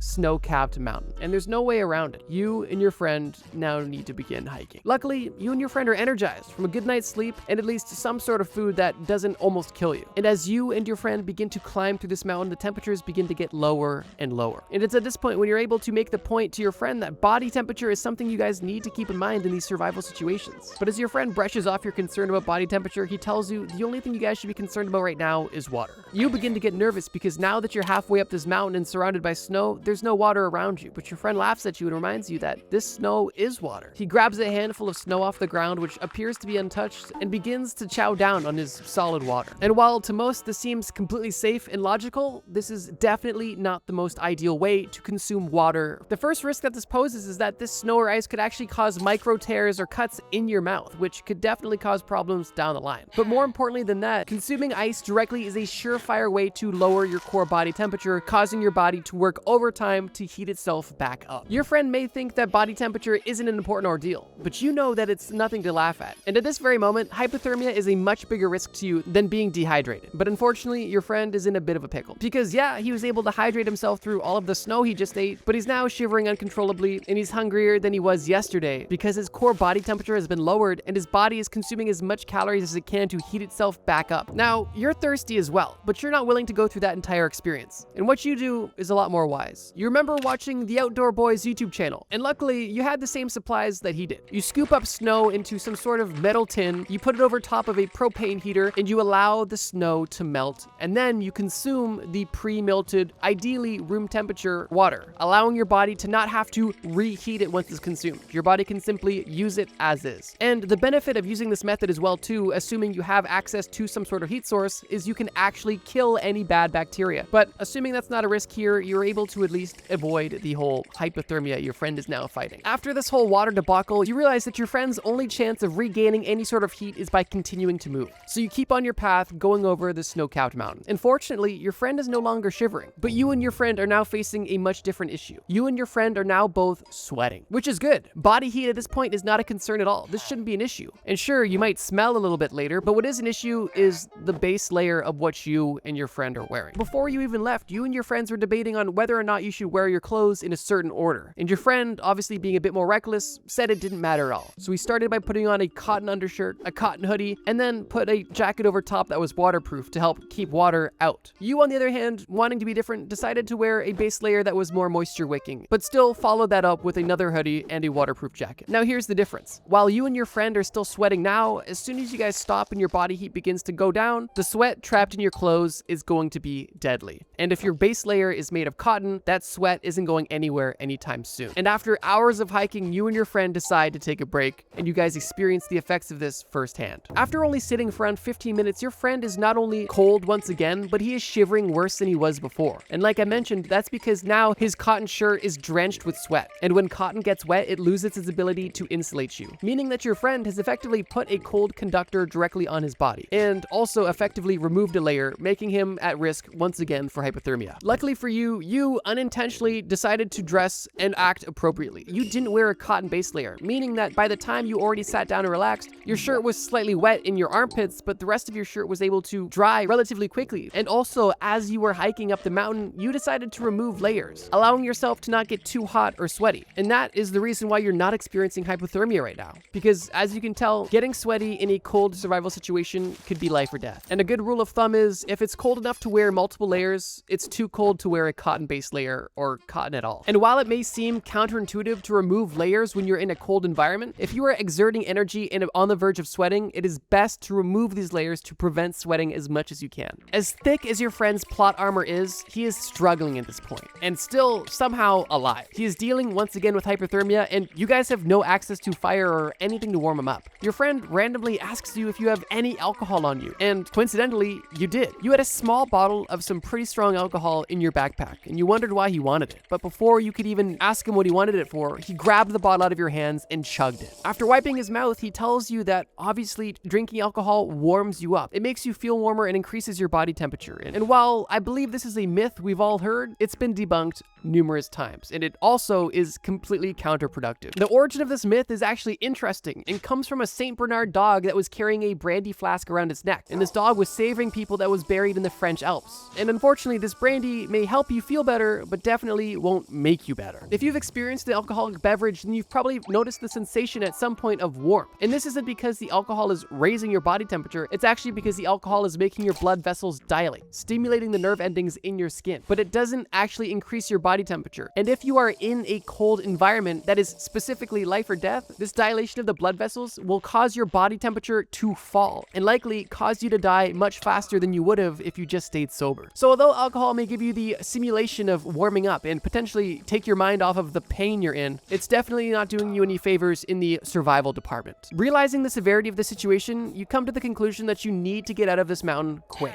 And while your friend is incapacitated and breaths away from death, you realize your best bet was to turn your friend into a toboggan and ride him down the mountain like Mrs. Kwan in the Cat in the Hat movie. And in only a few minutes, you went from the top of the snow-capped mountain to a place you weren't in yet. You weren't in the forest anymore. You were on a beach. And luckily, it was warm enough to help you and your friend feel better, and you noticed that you were on an ocean. And this ocean could be your ticket to freedom. With both you and your friend being on your last brain cells, you both intuitively build a raft with absolutely no plan of going anywhere and no knowledge on any sort of nautical construction. Regardless, you make a makeshift raft and set sail, hoping that maybe somebody on the water will see you and save you. After hours of sitting on your raft, you and your friend are once again hungry. And while your friend is still sobering up, you decide your best bet is to look for some fish. You take a dive off your raft and you find yourself surrounded by a school of fish, but you're unable to catch any. That is, when you look through the school of fish and notice that a large shadow is approaching you. This isn't a big fish. This is a shark. And it's coming directly for you. You have nanoseconds to try to decide what your next move would be. And the first thing that comes to mind is movies and TV shows showing you that if you punch a shark, you're gonna be all right. So quickly and intuitively, as the shark approaches you, you don't move out of the way, you simply assume a karate stance and prepare to punch the shark. Now here's the deal. If you were actually going to go through with this, there's two likely outcomes. The first is that you are able to successfully punch the shark and scare it away, similar to the black bear, making it seem like you're not worthy prey. But the more likely outcome is that you extend your arm and have your arm ripped off by a shark and then have the rest of your body consumed shortly after. Underwater, you have almost no strength whatsoever. Like, just try throwing a full force punch next time you're in a pool underwater. It's gonna do almost nothing. And besides this, sharks are ruthless killing machines. Even if you could throw your strongest punch at a shark, it's not going to be phased. Combine that with your lack of agility in the water and the shark's endless agility in the water, your strike effectiveness in even misdirecting the shark is extremely low. If a shark was in your area, you could easily push it out of your way or misdirect it by pushing its head if you had the leverage to do so, but even that is potentially risky. But in the situation when a shark is coming at you with the intent of damage, your best bet is to attack sensitive areas, specifically by plunging your thumb into the shark's eye or gills. Really, the only two areas where you can cause significant damage and at least make the shark retreat temporarily. And so, in a last-minute split decision, you decide not to punch the shark, but to actually poke it in the eye, causing the shark to cry and turn around, leaving you alone, and giving you the chance to climb back on the raft with your friend. At this point, you and your friend have been through hell and back. Your friend more so than you, but you are both now laying on your back, looking up at the sky, exhausted. And at this point, accepting your fate and understanding that maybe this trip was a mistake. And as you slowly close your eyes and take what appear to be your last few breaths, you notice a white light appear in your vision. A light that is so bright and so inviting. And you hear a noise, an almost angelic noise. And before you get the chance to meet your maker, you are hit in the testicles by a rope ladder that was dropped on your raft. And you realize that this light was a spotlight from the same helicopter that dropped you off. And while the pain you are experiencing is unbearable, you realize that you and your friend are finally saved. You both climb the ladder and board the helicopter and feel like you have been given a second chance at life. As you both are flying home with the crew, the pilot asks you how your trip was and if you guys were able to enjoy the park that they left you in only a few miles out of town. And you and your friend look at each other and decide that it's better if you kept your stories to yourself and just told them you guys had fun, but that you wouldn't be returning anytime soon. The biggest scams in human history. The Charles Ponzi scheme. The word Ponzi probably sounded familiar to you and instantly made you think of fraud or scams or schemes. And you're exactly right. Ponzi schemes are an extremely well-known and unfortunately well-used type of scam. But what I'm discussing is the original Ponzi scheme, named after Charles Ponzi, a man who ran one of the largest financial scams of his time and was so influential with his scams that they literally named the method of fraud after him. Charles Ponzi didn't necessarily invent the Ponzi scheme technique, but he did have one of the most impactful uses of it originally. making him the grandfather of financial fraud, scams, and the Ponzi scheme. Charles was born on March 3rd, 1882, and he had likely one of the longest names I've ever seen. His full name was Carlo Pietro Giovanni Guglielmo Tebaldo Ponzi. That's right, that's 6 names. Like, is it 1 first name, 4 middle names, and 1 last name? 2 first names, 2 middle names, 2 last names? 6 first names? I don't know. It may not come as a surprise that Mr. Charles, 6-name Ponzi, was born in northern Italy, in case the names didn't already give that away. According to interviews and his own biography, Ponzi found a love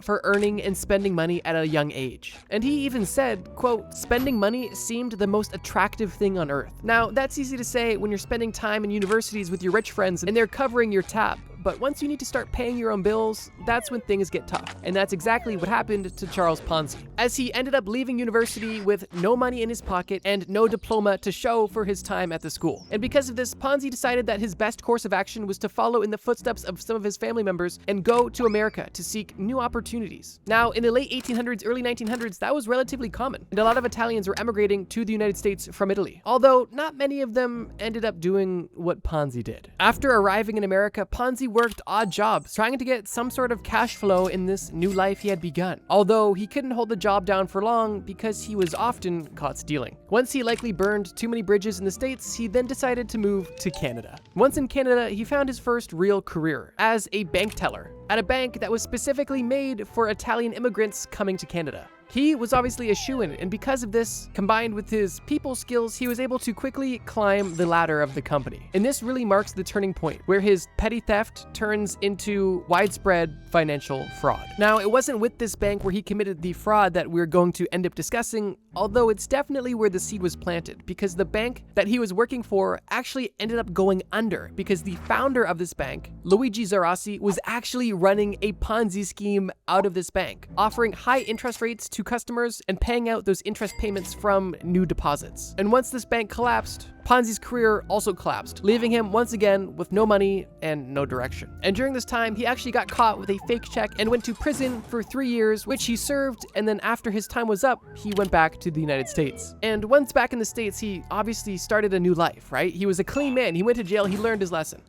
No. His first job, once back in the States, was actually smuggling Italian immigrants into the United States, which he got caught for and served an additional 2 years. And after this second stint in jail and 2 more failed businesses, Ponzi decided that it was time to get rich, for real. And this is where his big scheme and all of his criminal career comes together. And he decides to run his first Ponzi scheme. Now, we're going to be talking about Ponzi schemes a lot, so if you're not familiar with what a Ponzi scheme is, in short, it's the old adage of robbing Peter to pay Paul. What you essentially do is take money from Group A. Let's say Group A gives you money because you tell them you're going to double their money. And then you get Group B and C to give you money under the same deal that you're going to help them double their money. You take Group B and C's money and give it to Group A. You officially now doubled their money. But now Group B and C want their money doubled, right? So you need Group D and E, new investors, to pay Group C and B. And essentially, it's a never-ending cycle where you need new people to pay off old debts, while at the same time keeping the entire lie concealed that you actually don't have the money that you say you have, and that there is no investment or accumulation of wealth going on. You're simply perpetually in debt and allowing new investors to pay the debt to old investors, and nobody's really making money. And as soon as you stop getting new investors, everything falls apart. That's the long and short of a Ponzi scheme. But what makes a Ponzi scheme so insane is the scale that some people take it, which is what we're going to discuss. So after jail and failed business after failed business after failed job, how exactly did Charles Ponzi plan to get rich? What was the original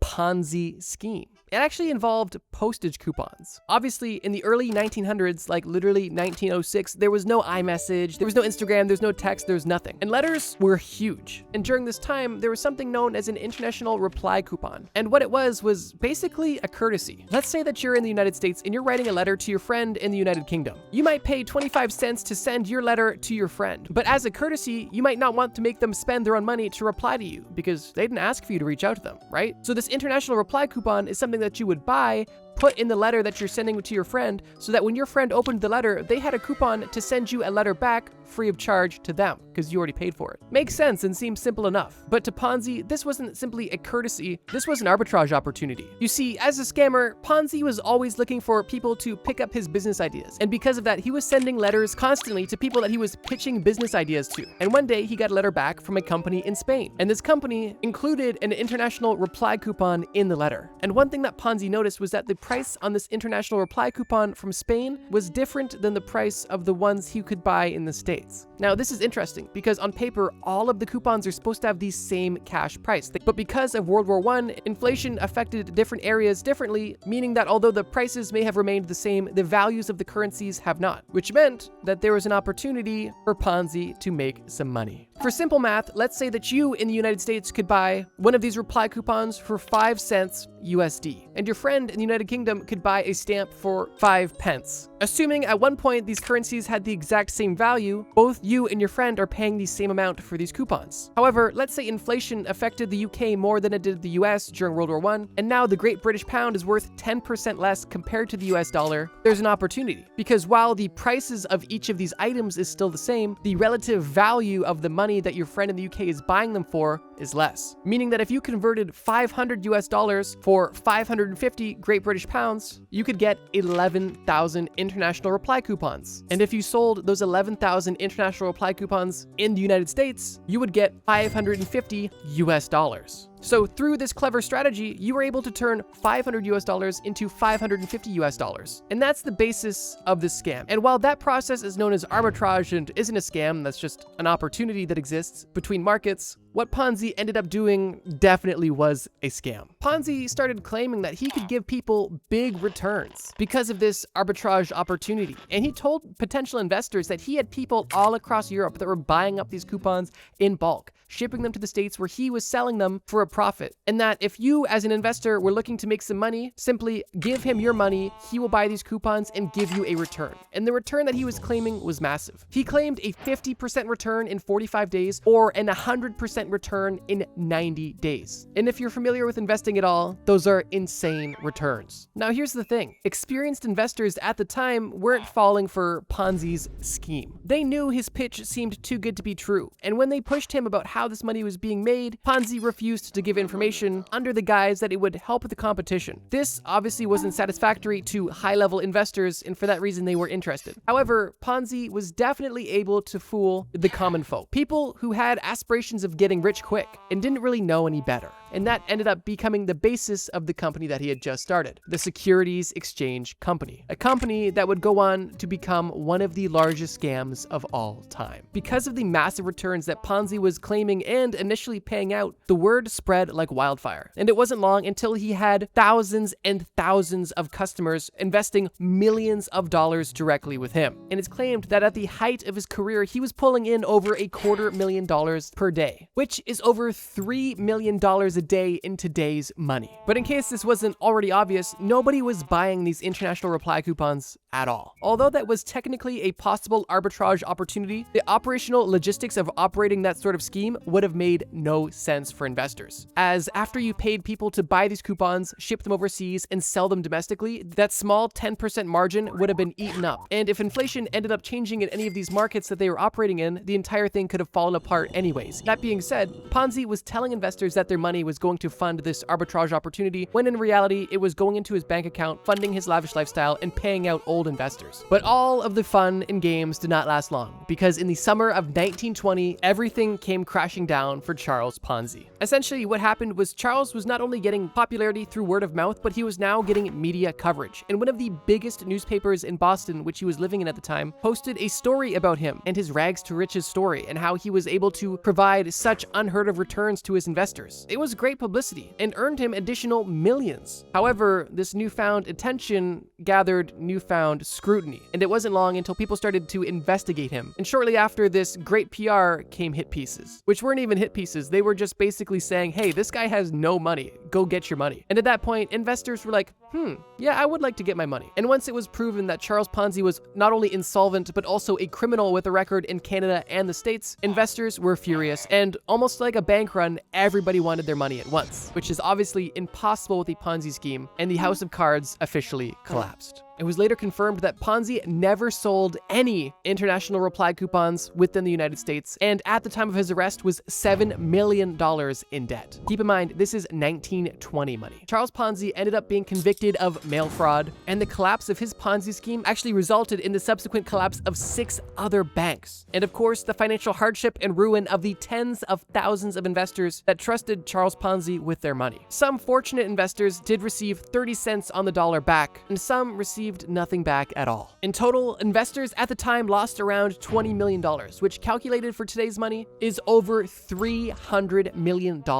Keep in mind, this is only over the course of literally a year. The scheme only started to gain traction in 1919, and the entire house of cards collapsed in 2020. And this was also 100 years ago, when the population was much smaller and financial markets were not nearly as developed as they were today. Regardless, Charles Ponzi is a pioneer of fraud and scams, which is definitely nothing to be proud of. And while this definitely isn't the biggest financial scam to ever happen, or even the most famous example of a Ponzi scheme happening, this was the first official Ponzi scheme, and Charles Ponzi is a grandfather of fraud. And for that reason, I knew his story deserved the first spot on this list. I could make an entire video about the craziest Ponzi schemes ever, but I wanted to keep this video about scams diverse. And for that reason, I decided why not pick the original. Let's move on. The Elizabeth Holmes scandal. What happens when you mix amazing PR with one of the most innovative and impactful medical devices to ever be invented? Well, you would get the youngest female self-made billionaire. And her name is Elizabeth Holmes. Elizabeth Holmes went to Stanford University, where she dropped out at the age of 19. And she dropped out because she had bigger plans. She had plans of revolutionizing the entire medical industry. And in 2003, she founded the company in which she was going to do that with. The original name of the company was Real-Time Cures, but it was shortly after renamed to Theranos, a company that is now known as one of the largest scams in venture capital and human history. In 2004, only a year after its founding, Holmes was able to raise a total of $6 million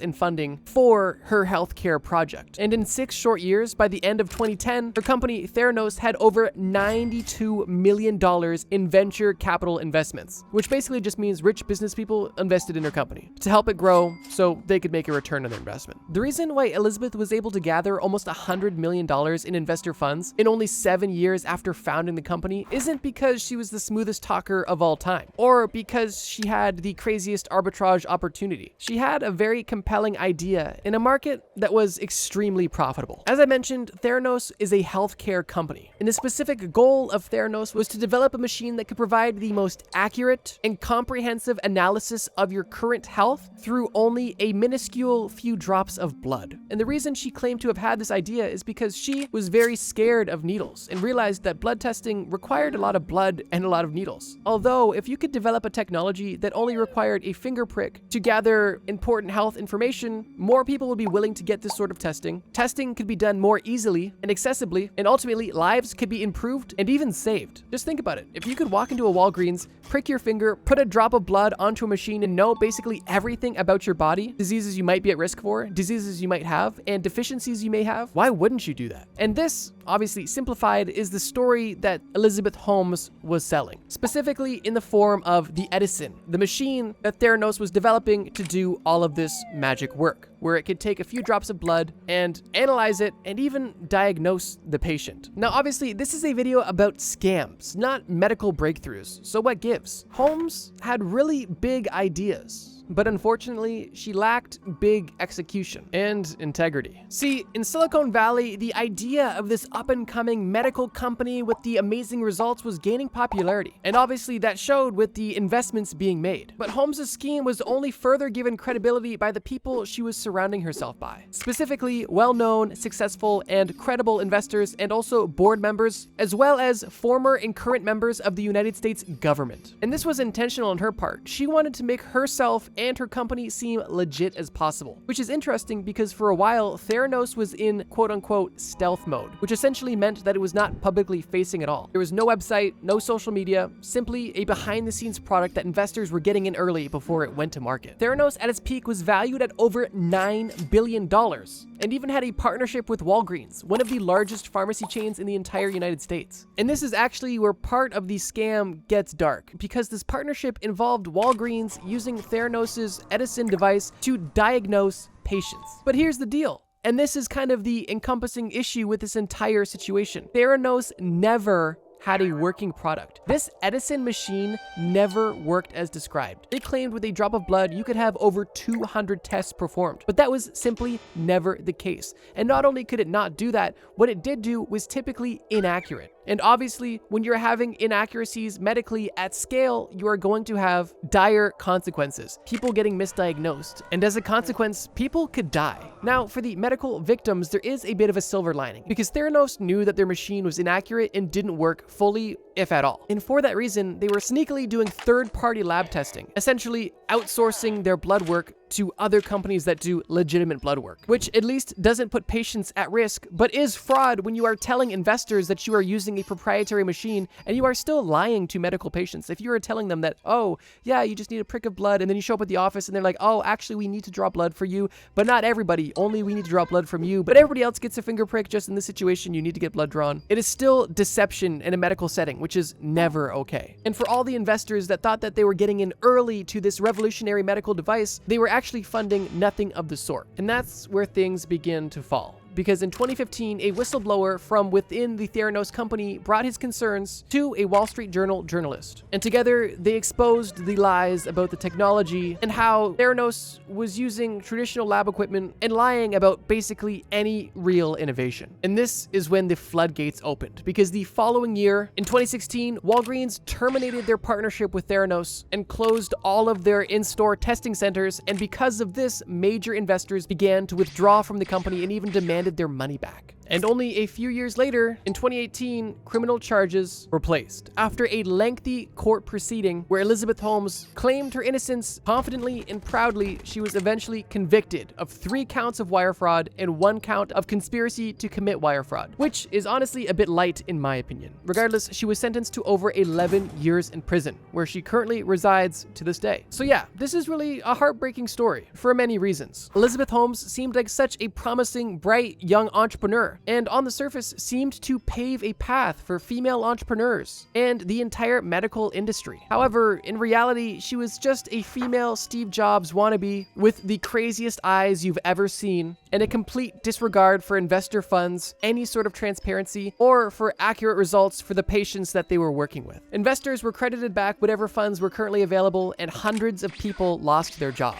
as at their height, Theranos had over 800 employees. This story is a really great example of why you should never believe everything you hear. And just because somebody says a lot of fancy words and claims to do things that you don't understand definitely doesn't mean that they actually understand or can do what they're saying. But we still have one more scam to discuss in this video. If you've enjoyed this video so far about the craziest scams in human history and would like to see a part 2 with more crazy scams and Ponzi schemes, please either leave a like to show support on this video or literally comment below part 2. If the response is overwhelming, I will definitely make a part 2, because unfortunately there is more than enough insane scams to cover, and I simply can't put them all in one video. But now let's discuss the final entry on this video, the Enron scandal. So far, we've discussed Ponzi schemes, medical fraud, and for this final story, we're discussing accounting scandals. Enron was an American energy, commodities, and service-based company based in Houston, Texas, and it was founded by Kenneth Lay. And if an energy, commodities, and service company sounds confusing, it is, and that kind of played into their favor. For simplicity, I'll refer to Enron as an energy company, but they did a lot under their corporate umbrella. Enron was born out of a merger between the Houston Natural Gas Company and Internorth, 2 relatively small energy companies that existed existed separately before they obviously merged. And from that merger in 1985 all the way up into the year 2000, Enron grew seemingly exponentially, and not only grew as an appetizing investment opportunity, but also appeared to be a great employment opportunity as well. And at their peak in 2001, Enron had over 20,000 employees, which is a lot of people whose livelihood depends on the success of your company. Your employees' medication, your employees' children's education, your employees' retirement fund, and their mortgage all depend on the income that they make from working for you. And the reason why I'm emphasizing this is for a reason we'll get into. From the merger until the year 2000, Enron seemed publicly to be able to do no wrong. And by the year 2000, almost everybody with a brain was investing in Enron because of how profitable and successful the company was.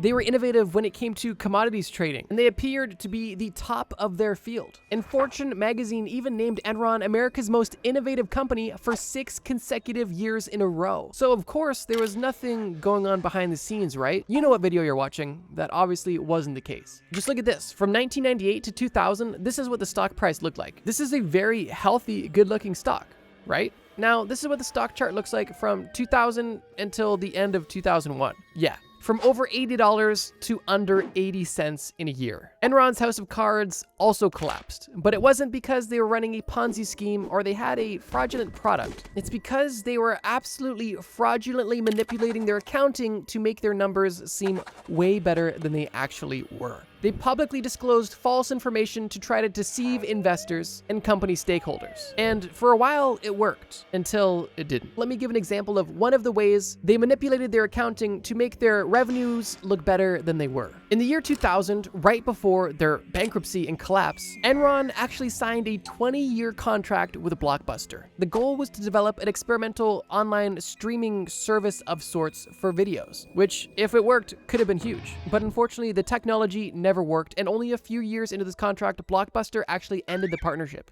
Here's the problem. Enron, at the beginning of the partnership, anticipated that this partnership would bring Enron over $100 million in revenue. So, on their projections and in their numbers, they added an extra $100 million. Although, in reality, the partnership brought nothing of the sort and was even ended shortly after. That's a massive oversimplification of that specific situation, although it kind of paints a picture of how they were trying to be as generous as possible when it came to their revenue numbers. Imagine the friend who always talks about the stuff they're gonna do, but you know they're never gonna do it.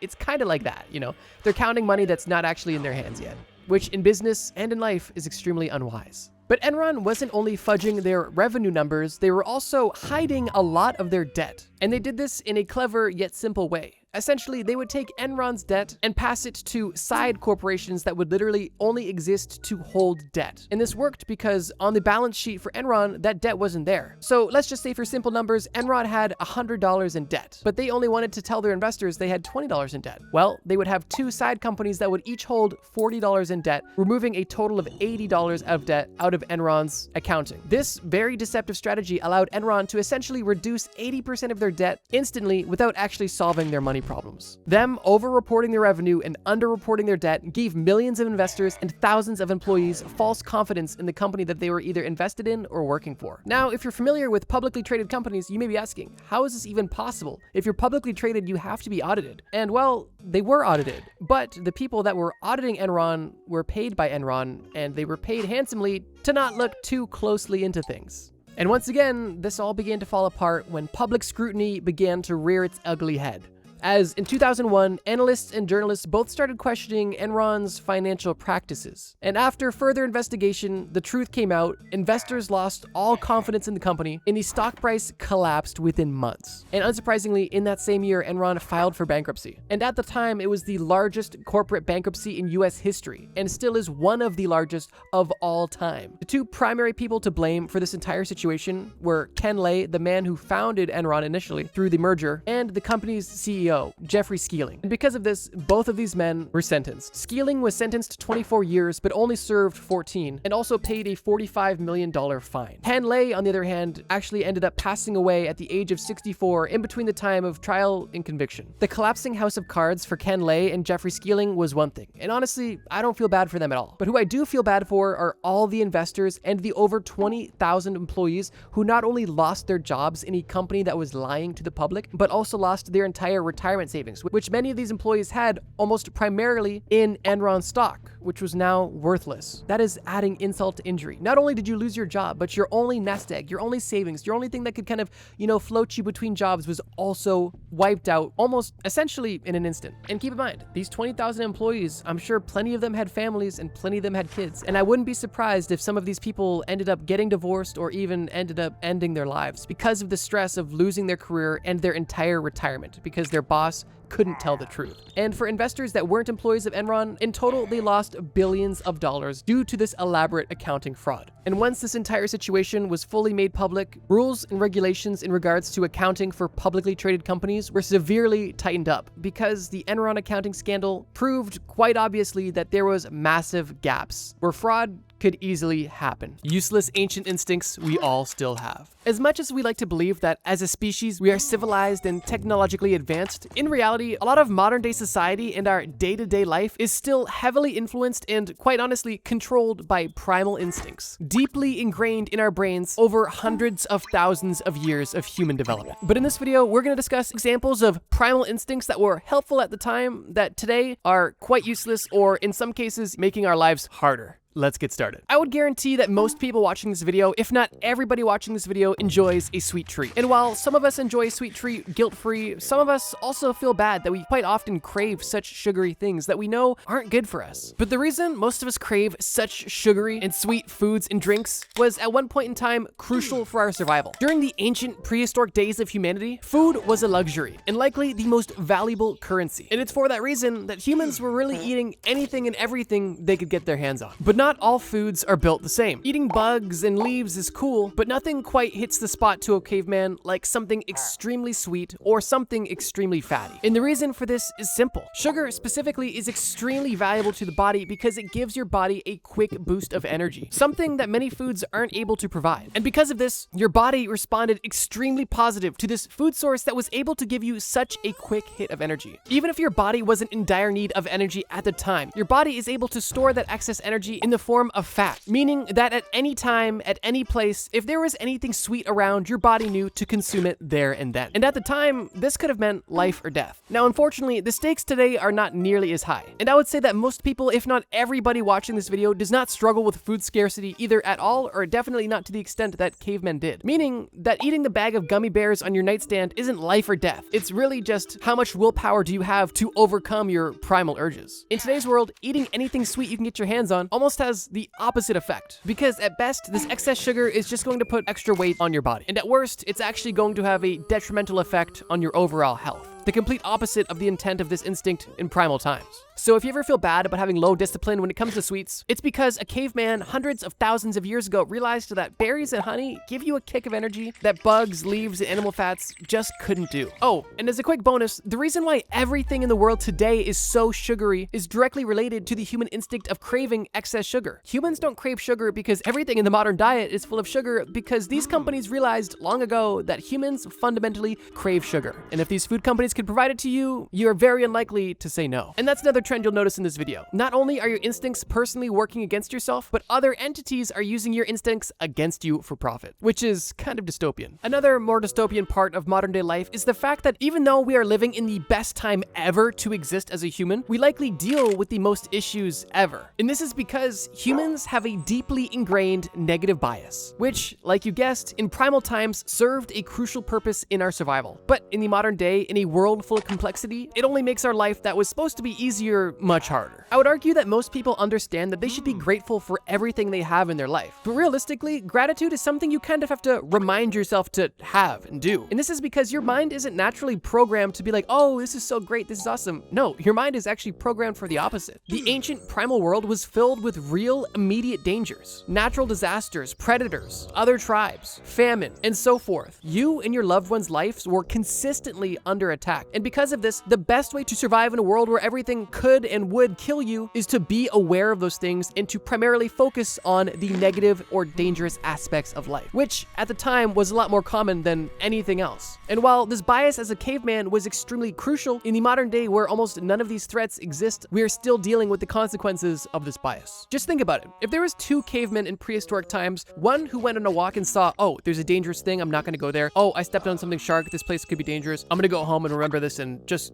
keep this in the back of my mind. Versus a caveman that went on a walk and was just like, oh, that's a pretty tree. Oh, cool. That's a cool looking lion running directly towards me. That's majestic. Which of the two do you think is going to survive? And I mean, the answer is kind of obvious. But like I mentioned, tiger attacks and starvation are fortunately not much of a risk for many people today. So we transition this worry and this part of our brain onto other aspects of more modern life. Job security, social status, rejection, failure, the opinions of others. And because the world that we live in is just so complex and there is so much to think about, and because the negativity bias is an instinct so deeply ingrained within our psyche, if you don't consciously try to counteract this negativity bias, it could lead to some very serious consequences. And it's extremely easy to spiral into overthinking and stressing and, coming up with worst case scenarios and ultimately developing things such as anxiety or depression. And a common example of this negativity bias is, once we lay down on our bed and close our eyes, all of a sudden every horrible thing that happened to us ever comes to mind. Keep in mind, in ancient times, before you go to bed, it's helpful to have a checklist of everything you notice today that could be bad, but in modern times, it's just gonna make going to bed harder and possibly damage your self-esteem. And if that was the first time you've ever done something like that, then you probably experienced a lot of fear, specifically fear of the unknown, which is likely one of the oldest human instincts we all have to this very day. Our ancestors had to essentially trial and error every aspect of life always, and the stakes were typically life or death. And because of this, the best way to mitigate as much risk as possible was to simply stick with what you know and avoid what you didn't know, which led to the development of the fear of the unknown. During ancient times, exploring a place that was dark and you couldn't quite see, encountering an animal that you were unfamiliar with, or even seeing weather that you haven't quite seen before, all could very well lead to the death of you and anybody around you. Meaning that the best way to stay alive was to avoid and fear any of these things you were unfamiliar with. And this instinct is still around to this very day. But once again, in modern times, this instinct isn't helpful and is often counterproductive. And while I would definitely say that there is an argument for the fear of the unknown being helpful today, there is still places where it isn't helpful. Specifically when it comes to exploring opportunities that could ultimately be beneficial. Like, let's say, starting a new relationship, trying a new food, going to a new city, moving, meeting new people. In the modern day, when things are so safe and so civilized, there are so many amazing opportunities to come out of exploring the unknown and seeking discomfort and truly trying to overcome this instinct. But the reality is just that. This is an instinct that has to be overcome to experience these things. And because of this, there is a saying that I think is rather accurate, is that most people would rather experience a familiar hell than an unknown heaven. And it's interesting because even though in that hypothetical that the unknown situation would be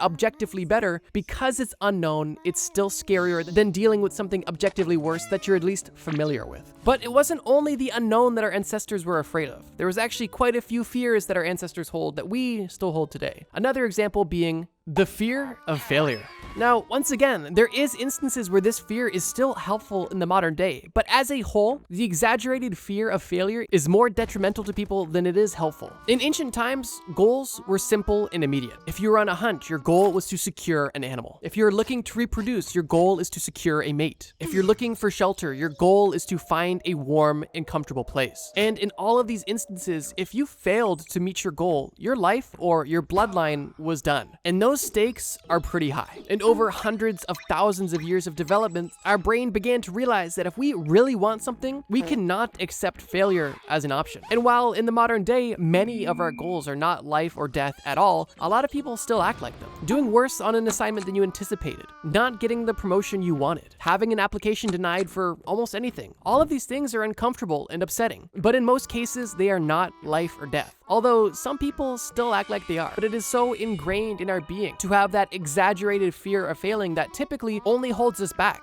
and will cause us to feel a sense of dread when in reality the situation may be mildly infuriating or potentially disappointing, but definitely not life or death. But another consequence of failure in ancient times beyond just immediate death was also a loss of social status. You see, humans have always been tribal people, pack animals if you will. And within packs or groups, there is a hierarchy. And within hierarchies, there is status, which determines where you stand on the food chain. In ancient times, we were extremely motivated to seek status, not to satisfy our egos, but to ensure our survival. Because in ancient tribes, the higher status individuals typically got the most benefits, the best shelter, the most food, and so on. And the opposite was also true. If you were low status in the tribe, you would be getting scraps. You would be living in the worst of places. And in severe situations, you would be be outright outcast from the group, essentially being left for dead. And for that reason, it's reasonable to understand why seeking social status was so important in prehistoric times. But as we all know, this is not a habit that's gone away. And in modern times, people seek status more than ever, while, interestingly, the stakes are much lower. Sure, in the modern day, there is so many benefits to having status. Celebrities, for example, have access to the best of everything. They get treated better than everybody else. They can afford everything and still get things for free. And there are definitely benefits to that in the modern day. Although I would argue it doesn't guarantee your survival anymore. Because in the modern day, you don't need social status to live. An entry-level job, a simple side hustle, or even a small business are all things that could sustain you and provide you a comfortable and potentially even abundant life, with status being completely out of the equation. And sure, this drive for status could still give you a better life, but it also could send you on a completely meaningless pursuit that at the end of your life you realize wasn't worth it at all. And I would say in most cases, this drive is almost solely egoic and not survival focused. And I think one of the most common instances that we all experience in regards to this drive for status is how we compare ourselves to others consistently. In a world full of social media, we are force-fed other people's lives on a daily basis. And typically that experience looks like, wow, they're doing better than me. And the reason we do this is because we are perceiving them to be higher status than us. And it means that we are at risk of being evicted from the group and getting less than we may need to survive. And as we know, this mindset of comparison and seeing ourselves as less than others who only present the best parts of their life typically leads to anxiety, depression, and many of the other common consequences of having a primal brain in an extremely advanced world. Which is why I believe this drive to be completely useless, if not counterproductive. Because in most cases, you just feel worse about yourself, even though you are completely capable of surviving and having a meaningful and happy life. But even if you don't crave being a high status individual, you typically at the very least crave fitting in. Which brings us to the next ancient instinct, the human impulse of adopting a herd mentality. As we just mentioned in the previous instinct, humans in tribes were safer, and humans on their own were not. And while climbing the social ladder is one goal, even maintaining where you are is an entirely separate goal. The human brain evolved in tribes and closely monitored the group, copying all of their behavior because they see that these other people are alive, so they're gonna do what these other living, surviving people are doing, because that's really the ultimate goal. And because of that, most people were on the same page. While at the same time, individuals who showed attributes that weren't directly in line with the tribe, whether it be doing something that resulted in their instant death or simply doing something that the tribe didn't approve of, let's say not reciprocating sharing food or not contributing, would result in being exiled, which was essentially a death sentence. If you notice that everybody does one thing and the people who don't do that thing either die or get kicked out of the group, you're going to quickly learn that it's best to do what everybody else is doing and not stray too far from that. In prehistoric times, it meant coexistence. But once again, today, the stakes are not nearly as high. But that doesn't stop our brain from trying to keep us in line with the greater group. Everybody in one shape or another fears rejection. Whether it be talking to somebody you find attractive, trying to sell something, or simply trying to find a place that you belong. Nobody wants to be told no or that they don't fit in. And this is something that we experience from a very young age and most people carry through the rest of their life. And while herd mentality can manifest itself in a lot of ways, it's most commonly experienced by simply not wanting to stand out or make too many waves or rock the boat. So if you ever feel bad about your desire to fit in and want to be somebody else or want to have other attributes so you could be more like others, it's not that you hate yourself or it's not that you're wrong. It's simply the biology of your brain telling you that if you are more like others, you will have a higher chance of living. And while that's not really the case today, your brain doesn't really know the difference. And similar to our fear of the unknown, this herd mentality in most cases in the modern time holds us back rather than protects us. We stop ourselves from pursuing the things we truly love or doing things we really want to do. It stops us from taking risks or doing things that seem out of the norm. The goal of this herd mentality is to keep us alive, not happy. And what that looks like today is simply doing something that you know is safe even if you don't like to do it, because doing the thing you want to do might not give you that same safe result. And that could apply to a career, a lifestyle, or really anything. Your brain has decided that the safest way to live is going with the path of least resistance. And what that typically looks like is doing what everybody else is doing. And this is an ancient instinct that is very evident in the modern day. Almost as evident, at least, as our need for control. I would say a good majority of people at some point in their life struggle with having a pretty strong to severe need for control in at least some aspect of their life. Whether it be some sort of power trip or perfectionism or simply a sheer need for things to go their way. The ancient human mind craved control because it was predictable, and it craved that simplicity and predictability, and how that manifested was learning to seek order and trying to create a routine in a world that was completely unpredictable, but somehow simultaneously seasonal and cyclical. And how this looked in ancient times was using this need for this control to establish routines that allowed life to exist, following migration patterns of animals that would sustain your tribe's life, understanding the seasons and following weather patterns and predicting what happens when you saw a certain cloud, controlling the amount of wood you put on your fire to ensure it never went out. All of these actions are rooted in a desire for routine, order, and ultimately control. But in the modern day, this need for control has manifested rather differently. And the biggest way that our need for control hinders us in the modern day is by people trying to control factors that are out of their control. And this need that people feel that ultimately leads them to have extreme stress and anxiety about certain situations. In ancient times, the only thing we could control was our actions, and our need for control was based in our actionable pursuit of living. But in the modern day, with infinite information at our fingertips in a world that is more complex than our brain could ever perceive, this need for control oversteps its usefulness and becomes a hindrance, whether it be just being socially unlikable because you are too bossy, or being unable to enjoy something because it is not to your exact liking, or spending your free time worrying about something that you have no control over simply because you desire it going a certain way. And these negative feelings associated with feeling out of control leads to a negative spiral, because if you feel out of control, you feel weak, you feel less. And it's through these negative emotions that our brain develops pattern recognition, so it knows exactly what to avoid, so it cannot feel bad, so it cannot die. And this brings us to the final instinct on this list: looking for patterns that are basically not there. This instinct comes from our brain's natural desire to want to make sense of this world we live in. And in prehistoric times, spotting a pattern could make the difference between your existence and your very quick non-existence. If you notice that every time you eat a certain red berry, you throw it violently, you'll probably begin to avoid that. If you notice a pattern of everybody who wrestles with a tiger turning into red jelly, you're not going to wrestle with tigers. And from these examples, we can see the obvious advantage of pattern recognition. It's our brain's quick and easy way to quickly evaluate a situation and whether it should be avoided or pursued. And pattern recognition works both ways. Similar to our sugar craving we mentioned at the beginning of the video, if we see something that we know is sweet, we are going to be motivated to get to it. And on the same token, we may be hesitant to get this honey because we know that while the honey is sweet, the bees are plentiful and they are stinging. In the modern day, pattern recognition is definitely not life or death, but it is an extremely important part of our everyday lives. And this ability to recognize patterns allows us to maintain a lot of free mental bandwidth,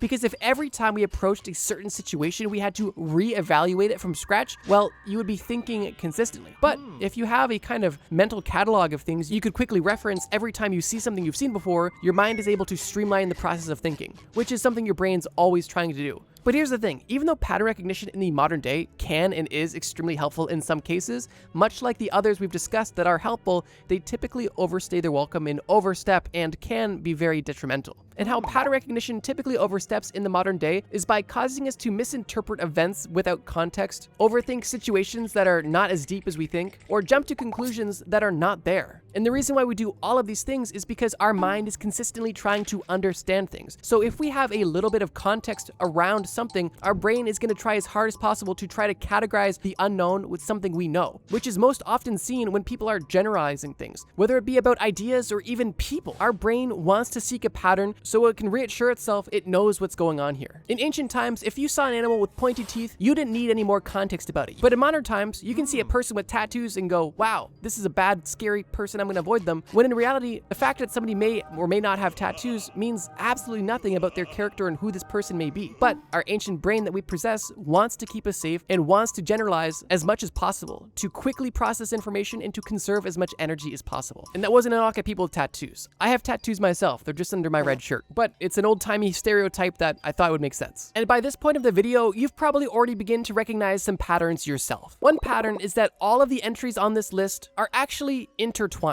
and typically work off of each other to help your brain do its best to understand things quickly and survive. But another pattern I want to suggest suggest is that our brain is just doing the best it can. It's obvious that our brain has evolved to be as beneficial as possible, and our brain has done an extremely good job of developing an operating system that is optimized to keep us alive in the prehistoric world. However, while we have had a brain that has had hundreds and thousands of years to develop to a certain style of life, over the last few thousand years, our civilization has developed rapidly at a pace that our brain is simply not able to catch up to, which has landed us in the situation that we are in now. We are living in an extremely advanced society using powerful hardware that have a outdated operating system, and we're just trying to make it all work. But the bright side is this. While our brain still has instincts within it that are no longer helpful and sometimes hurtful to us, we still have the power and ability to overcome these ancient instincts. With awareness, focus, and intention, you can consciously make an effort to begin to personally reprogram your brain to be more suited to live in the modern day. And these are things that we've already began to do, whether it be consciously or unconsciously. And at the end of the day, our brain is our friend, and our instincts are trying their best to keep us alive. The world we live in is just a little bit different than what our brain is used to. So we've got to kind of update the software on our own, but that's kind of just part of the journey. So if you've been struggling with any of these things that I've talked about in this video, whether it be a craving for sugar, trying to fit in, feeling bad about other people being higher status than you, or craving control, realize that you're not broken and you're not wrong. You're simply experiencing the ancient programming that your brain has developed over hundreds of thousands of years of existence. But understand that this doesn't define you and that you can have a conscious impact on how your brain operates moving forward with enough intention and effort. How you would die on every planet.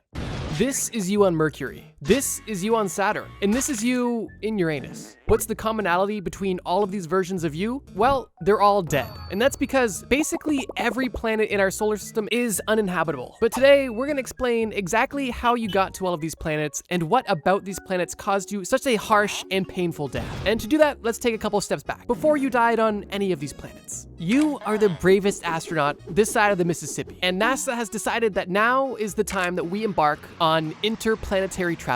Luckily for you, NASA has developed a special technology that has granted you the perfect number of respawns to die on every planet and still come back in one piece. Because after all, they know that you're just a squishy little guy, and these planets are pretty crazy. But without further ado, let's get to our first planet and experience just exactly how it would kill you. You're now officially approaching the very first planet in the entire solar system, Mercury. Instantly, you're met with two options. Do you land on the light side, or do you land on the dark side? And although you're equipped with limited respawns, you understand that you have some wiggle room, and you decide to first land on the light side. One of the first things you notice as you descend closer and closer to the surface of Mercury is that you're experiencing very little atmospheric drag. And that's because there's actually no atmosphere on Mercury. Mercury only has a thin exosphere. When your rocket ship descends onto Earth, you notice the atmospheric drag and you feel the resistance. You can see the flames out of the window on the side of the ship. And that's because Earth has a strong atmosphere, but Mercury has no such thing, which already brings us to our first probable cause of death, which is a hard impact. Your spaceship isn't equipped for such a thin atmosphere, and for that reason, your landing is extra harsh.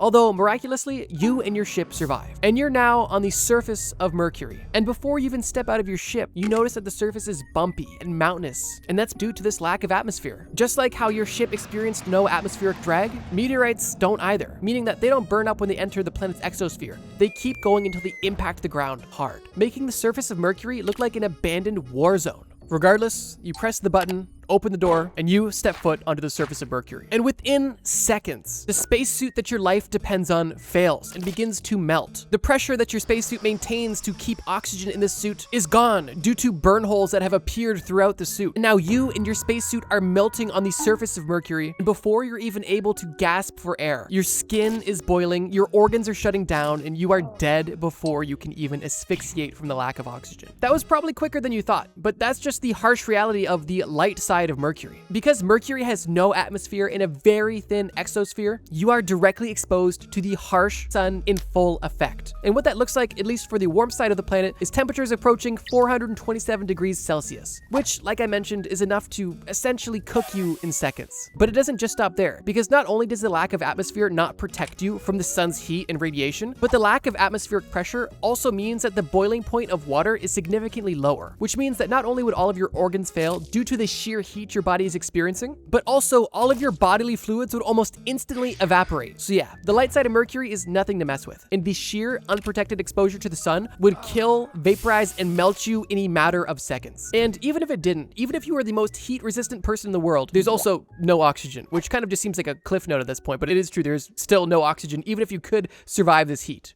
You've respawned safely in your spaceship, and you've decided that you're just gonna wait for night to come to you. And you wait 1 hour, 8 hours, 24 hours, 48 hours, 72 hours. And at this point, you're curious if night's ever going to come. And the reality is, it likely won't come for a long time. And that's because Mercury rotates extremely slow, meaning that 1 day on Mercury is actually 176 days on Earth. So instead of waiting a half year for nighttime to come, you decide to fly your ship to the dark side of Mercury to see if that's any more inhabitable. Your ship lands and it's dark, although the lights on your ship and the distant glimmer of stars is enough to illuminate the surface of the planet for you to kind of walk around. You press the button, open the ship door, and take your first steps onto the surface of Mercury during nighttime. Instantly, you're relieved that you're not melting or having your blood boil, but you're now realizing what you are dealing with: a severe lack of heat. The nighttime temperatures on Mercury can get as low as negative 180 degrees Celsius, which may seem strange because this planet is the closest to the sun, but due to the lack of atmosphere, Mercury is very poorly insulated and not able to maintain and spread this heat across the planet, leaving you with almost only two extremes. After spending a few seconds on the surface, you realize that your spacesuit is once again not equipped for the sheer lack of heat, and you notice the cold to begin to penetrate your suit and cause severe internal damage. Your visor is instantly fogged up from your breath. Your nose, fingers, and toes are instantly turned numb and turning black with frostbite. At a molecular level, ice crystals are forming inside of your cells, causing internal damage, and your body is beginning to shut down. You can try to move around all you want to try to generate more body heat, but it's simply not going to work. And even if your spacesuit is able to maintain pressure and give you oxygen, within a few minutes, hypothermia will set in and you will be dead. You once again respawn in your ship and realize that there is a third option for landing, a potential Goldilocks zone.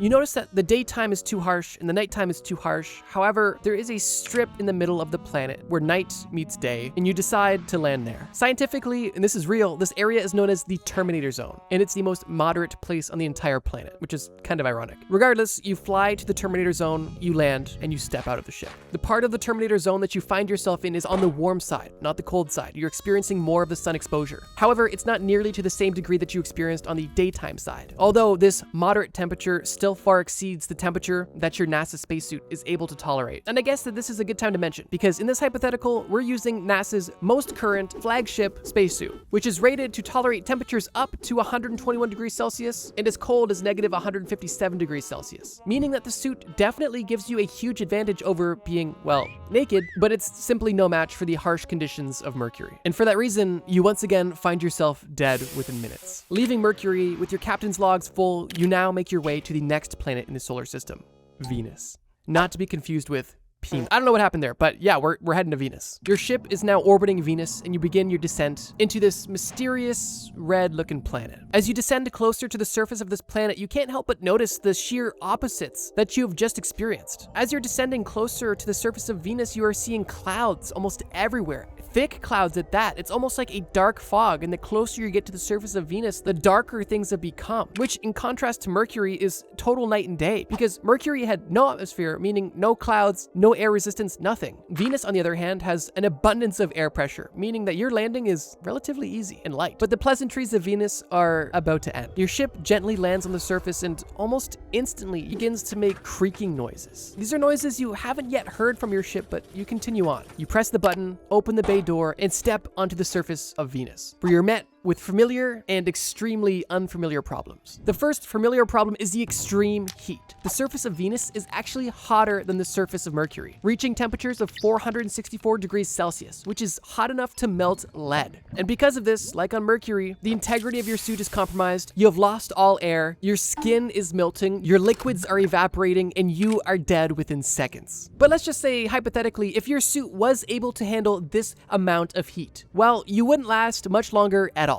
And that's because Venus has a very unique atmosphere. Atmospheric pressure is sometimes calculated in bar. And for example, on Earth at sea level, the atmospheric pressure is 1 bar. If you've ever seen a watch that's waterproof, it might say 5 bar or something along those lines, and that just means it can tolerate higher pressure from being underwater. Well, the atmospheric pressure on Venus is 92 bar, meaning that its atmosphere is 92 times denser than Earth's. So even though Venus is a similar size to Earth and the gravity you would experience on this planet is relatively similar, because of the sheer atmospheric pressure, as soon as you step foot on this planet, your body would almost instantly collapse. This amount of atmospheric pressure is almost equivalent to being 1.6 kilometers under the ocean. But not only would movement be extremely hard and your body would even struggle to stand, but the sheer amount of pressure would also instantly rupture your eardrums and force all of the air out of your lungs. And if those things for some reason didn't kill you, the collapsing of all of your blood vessels definitely would. And as your dead body lays on the surface of Venus, it begins to rain. But this rain isn't any regular rain. This rain from the clouds that you saw is sulfuric acid, which at this point is basically just adding insult to injury. Because not only does your body essentially instantly vaporize, but it's also crushed and then melted by the acidic rain and fog that exists almost everywhere on this hellish planet. There's no Goldilocks zone or Terminator zone or good zone on Venus. It's all a thick fog of acid, extreme heat, extreme pressure, and it's extremely not fun. You respawn on your ship moments before the structural integrity of that collapses, and you begin your journey to your next planet. This planet looks familiar, but you just can't quite put your finger on it. You can see white, fluffy clouds from the atmosphere, huge, beautiful blue oceans, vast green landscapes, and vast brown deserts. You pick a random spot and decide to descend. The first place you decide to descend is an island just off the coast of India. You know that you're on Earth and realize that you likely don't even need your spacesuit, but you keep it on anyway. You press the button, open the door, and you walk onto this island off the coast of India. And instantly you realize that you're on North Sentinel Island. You try to turn around and get back to your ship, but you get an arrow through both of your knees, and before you can even say a prayer, you have been killed. And realize that maybe landing on North Sentinel Island wasn't the best place to land. You respawn in your ship, fly back up to orbit, and pick another location, this time on an island off the coast of Brazil, far away from India and any sort of uncontacted tribe, right? You land your ship, you open the door, and you step onto this island to realize that there's no people here at all. You can breathe. You take off your helmet and enjoy being home for once. Until you realize multiple snakes slithering up your legs, and you now have multiple venomous snakes in your spacesuit, and you're currently dying on Snake Island. You respawn in your ship, fly back up to orbit, and realize you're done. You're not going to any more uninhabited islands. You pick somewhere central in the United States and decide to land. You press the map, you open the door, and you realize that you've just landed in Gary, Indiana. You take your first few steps to admire the abandoned buildings.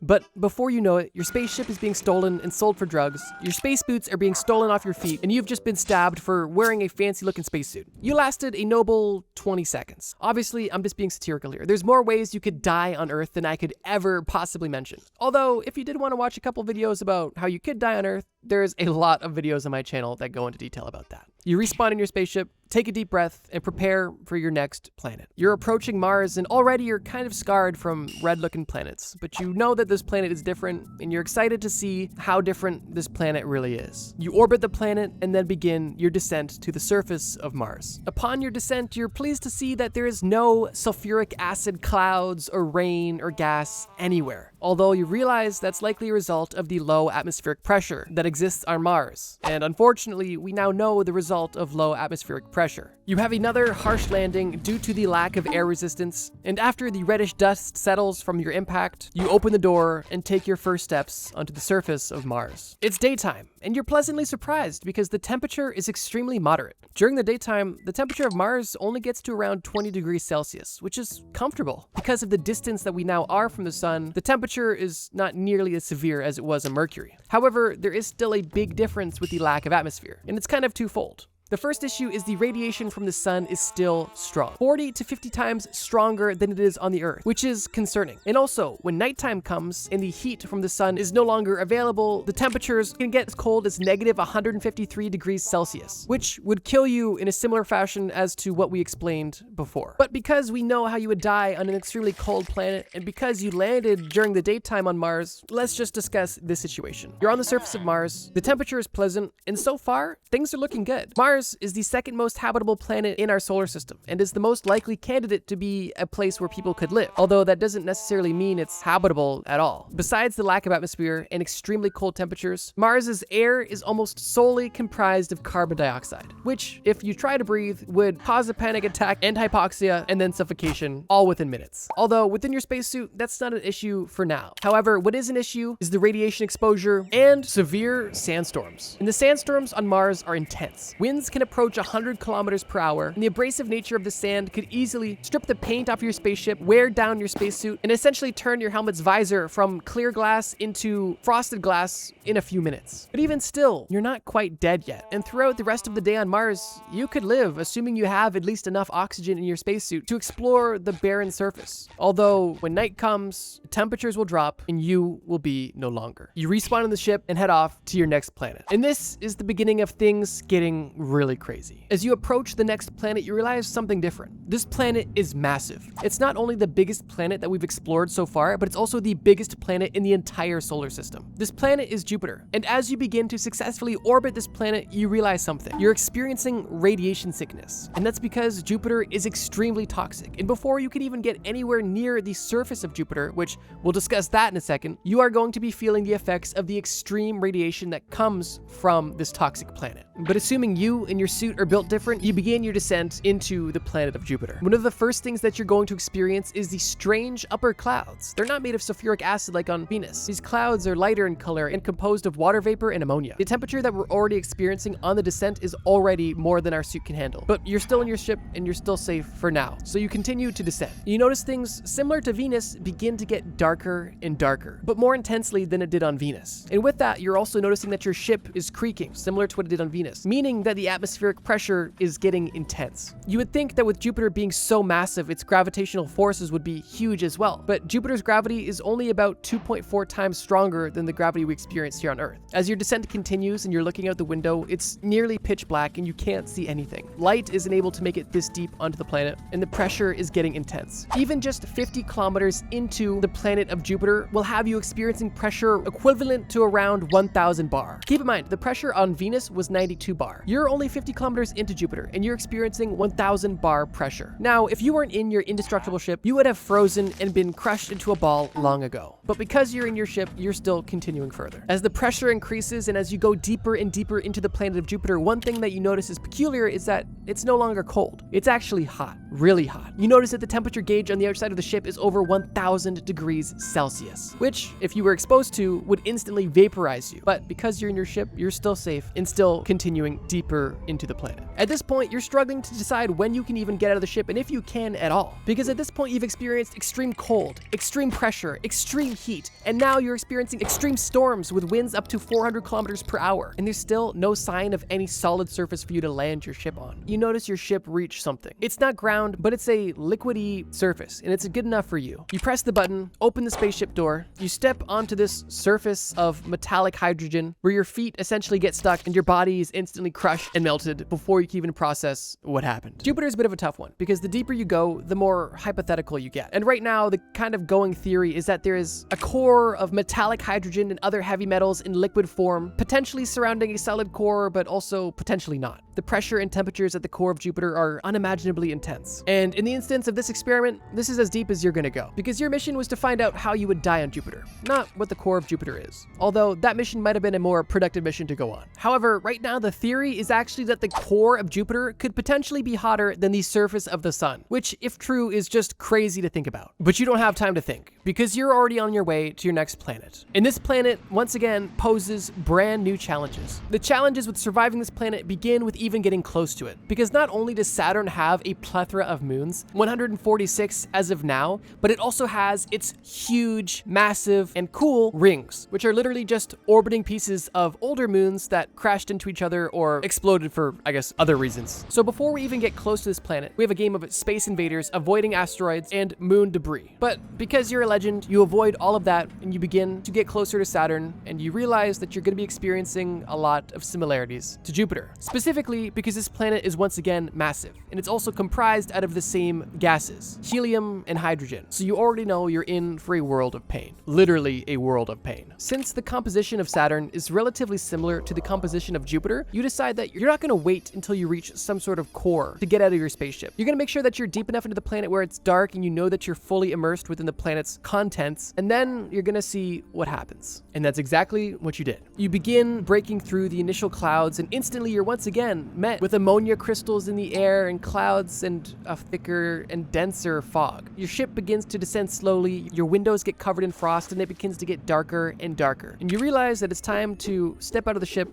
and see what happens. You press the button, the door opens, you step out, and you jump into the abyss. As soon as you step off of the ledge, you're not falling straight down. You are smacked by 1,800 km/h winds throwing you in multiple directions, as Saturn is experiencing consistent storms that would literally rip your body apart almost instantly. At this point, assuming you're extremely damaged but not killed, your body flying around and spinning out of control begins to fall deeper into Saturn. Already, the extreme cold is freezing you and killing you within your spacesuit, and the pressure is only getting more and more intense. But because in this particular day you are feeling extra resilient, you're able to survive these extremely cold temperatures and this wind and this intense pressure. You realize that the further you fall, once again, the warmer it gets. And the pressure only gets more and more bone crushing, until soon enough, your body lands into this metallic liquid surface, and your body is now literally a drop in the bucket. What used to be a human body in a spacesuit is now a vaporized liquid drop in an unbelievably hot core of a gas giant planet. You respawn in your ship. Fortunately, it's close to the surface. You exit this planet, make it through the minefield of moons and moon fragments once again, and you're out of the woods. You're no longer going into gas giants, but you're now getting into ice giants. And these planets aren't much better at all. And that's because they are still literally gas giants. They're not made of ice. They are just comprised of elements that are heavier than helium. And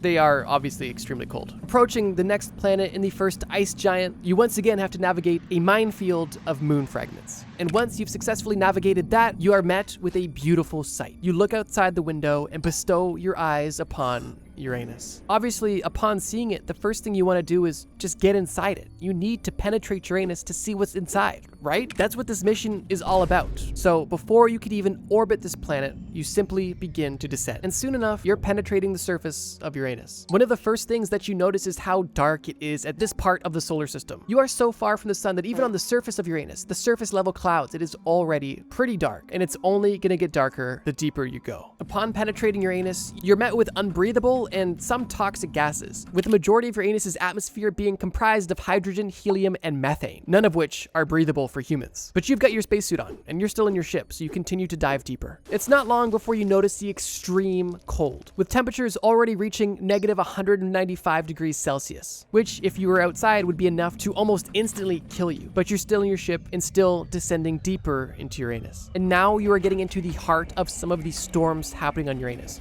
with winds up to 900 km/h. Winds that could potentially be fatal and at the very least mess you up horribly. And as you continue to descend, it is extremely dark, the winds are horrible, and now your ship is being pelted, initially by ice-like crystals. And the deeper you go, you notice that these aren't crystals anymore. These are fully formed diamonds being pelted at your spaceship at over 900 km/h, something you haven't seen up until now. And at this moment, you're inspired to get out. You still haven't met any sort of solid surface yet, but you park your ship by hovering it, you press the button, and step out. You step into a 900 km/h gust of wind, and instantly are pelted with another gust of wind carrying diamonds in the opposite direction, going again 900 km/h, having your entire body be penetrated by these diamond fragments. And while you are dying and bleeding out and asphyxiating due to all of the holes in your spacesuit, you begin to notice the immense pressure crushing your body smaller and smaller in the intense heat that now exists at this deeper level. Uranus is regarded as the coldest planet in the solar system, but at this point, near the core of the planet, it is extremely hot, and you are being crushed, melted, vaporized, and pelted with diamonds. A fate quite similar to the last few you experienced, although this one at least includes diamonds, which is cool. But I think at this point, it's safe to say, playing in Uranus can definitely get dangerous. You're back on your ship, safe, and you're happy to be out of Uranus. So you quickly head to the final planet on this list, the second and final ice giant, that being